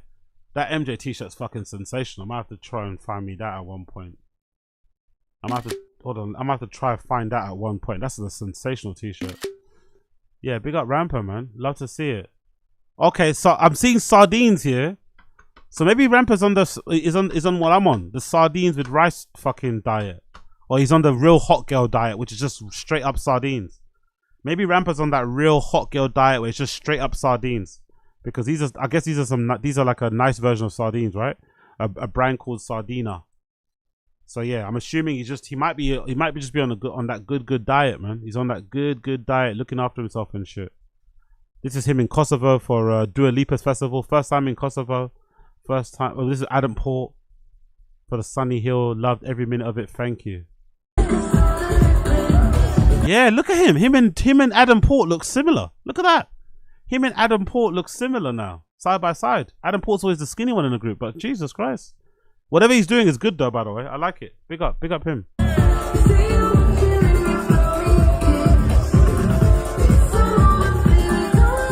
That tune is fucking legendary. And big up Dua Lipa. She's got a good skank on her too, by the way.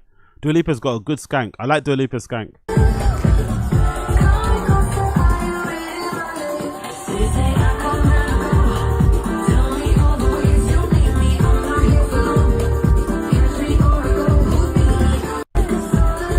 Yeah, I fuck with it heavy. I fuck with it.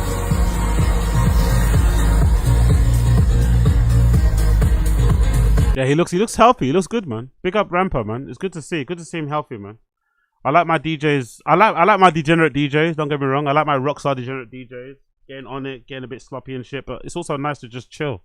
But I've read he's also stopped drinking. I think I read that on maybe on the Cloud Music subreddit that allegedly Rampa stopped drinking. I know Adam Port is straight up sober and straight edge, so that might have helped as well. But it's good, man. They're over. Do you know what I mean? They're massive. Their kind of music is fucking massive. They're all fucking big. And me, Rampa, fucking Adam Port. They're playing all the time. You don't probably need to get fucked up. You know what I mean? As you probably did in the past. It's a job now. You know what I mean? You also got fans. You want to delight. You want to make sure they have a great time. You want to put your best foot forward. So yeah, just enjoy the vibes. You know what I mean? But you don't need to probably get that crazy. So yeah, good to see.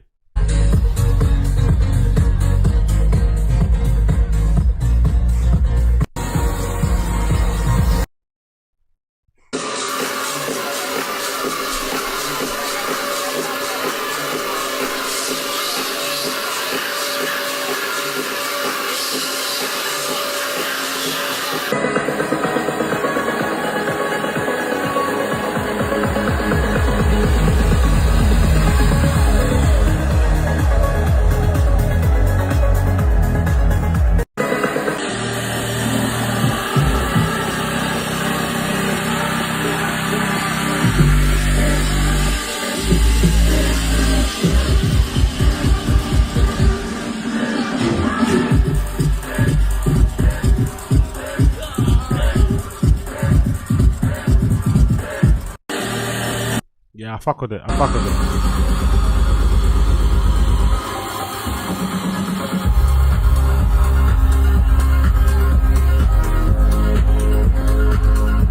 But big up Dua Lipa too, though, for doing the festival back in her country. Big up Dua Lipa for doing a festival in Kosovo. It's fucking sick. Great job. She could have probably easily done one in London and it would have still went off. But the fact that she does a yearly festival back home is fucking sick. Big up Dua Lipa.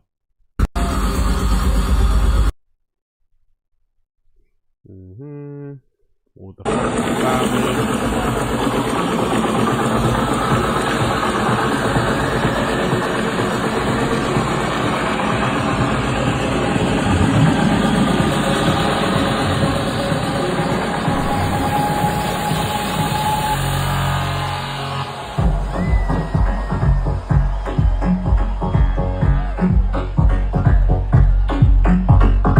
Yeah, he's looking skinny. Good, man. He's looking fucking great. He looks way better in the clothes that he wears as well. I'm not going to lie. He looks way better as well in the clothes that he wears. Especially now with the whole baggy jean trends and shit. But yeah, big up Adam Port. So big up fucking Rampa. He's out here lifting up his shirt, letting people see the abs and shit, yeah? Letting all those fucking Swedish, fucking Austrian 21-year-olds that he's always smashing. See what he's working with. I'd love to see it. Big up. Man swinging his hips and shit, yeah? Skiing?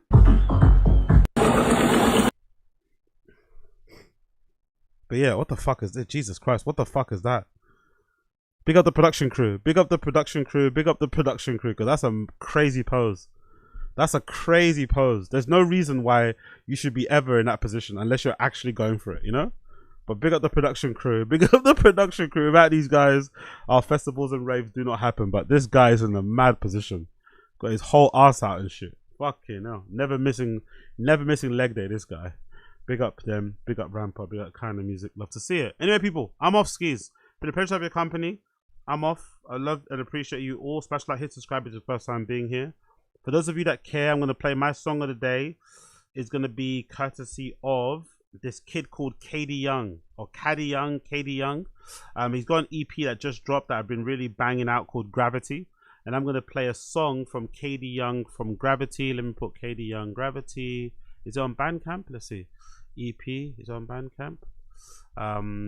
Yes, it is on Bandcamp. Big up Kade Young.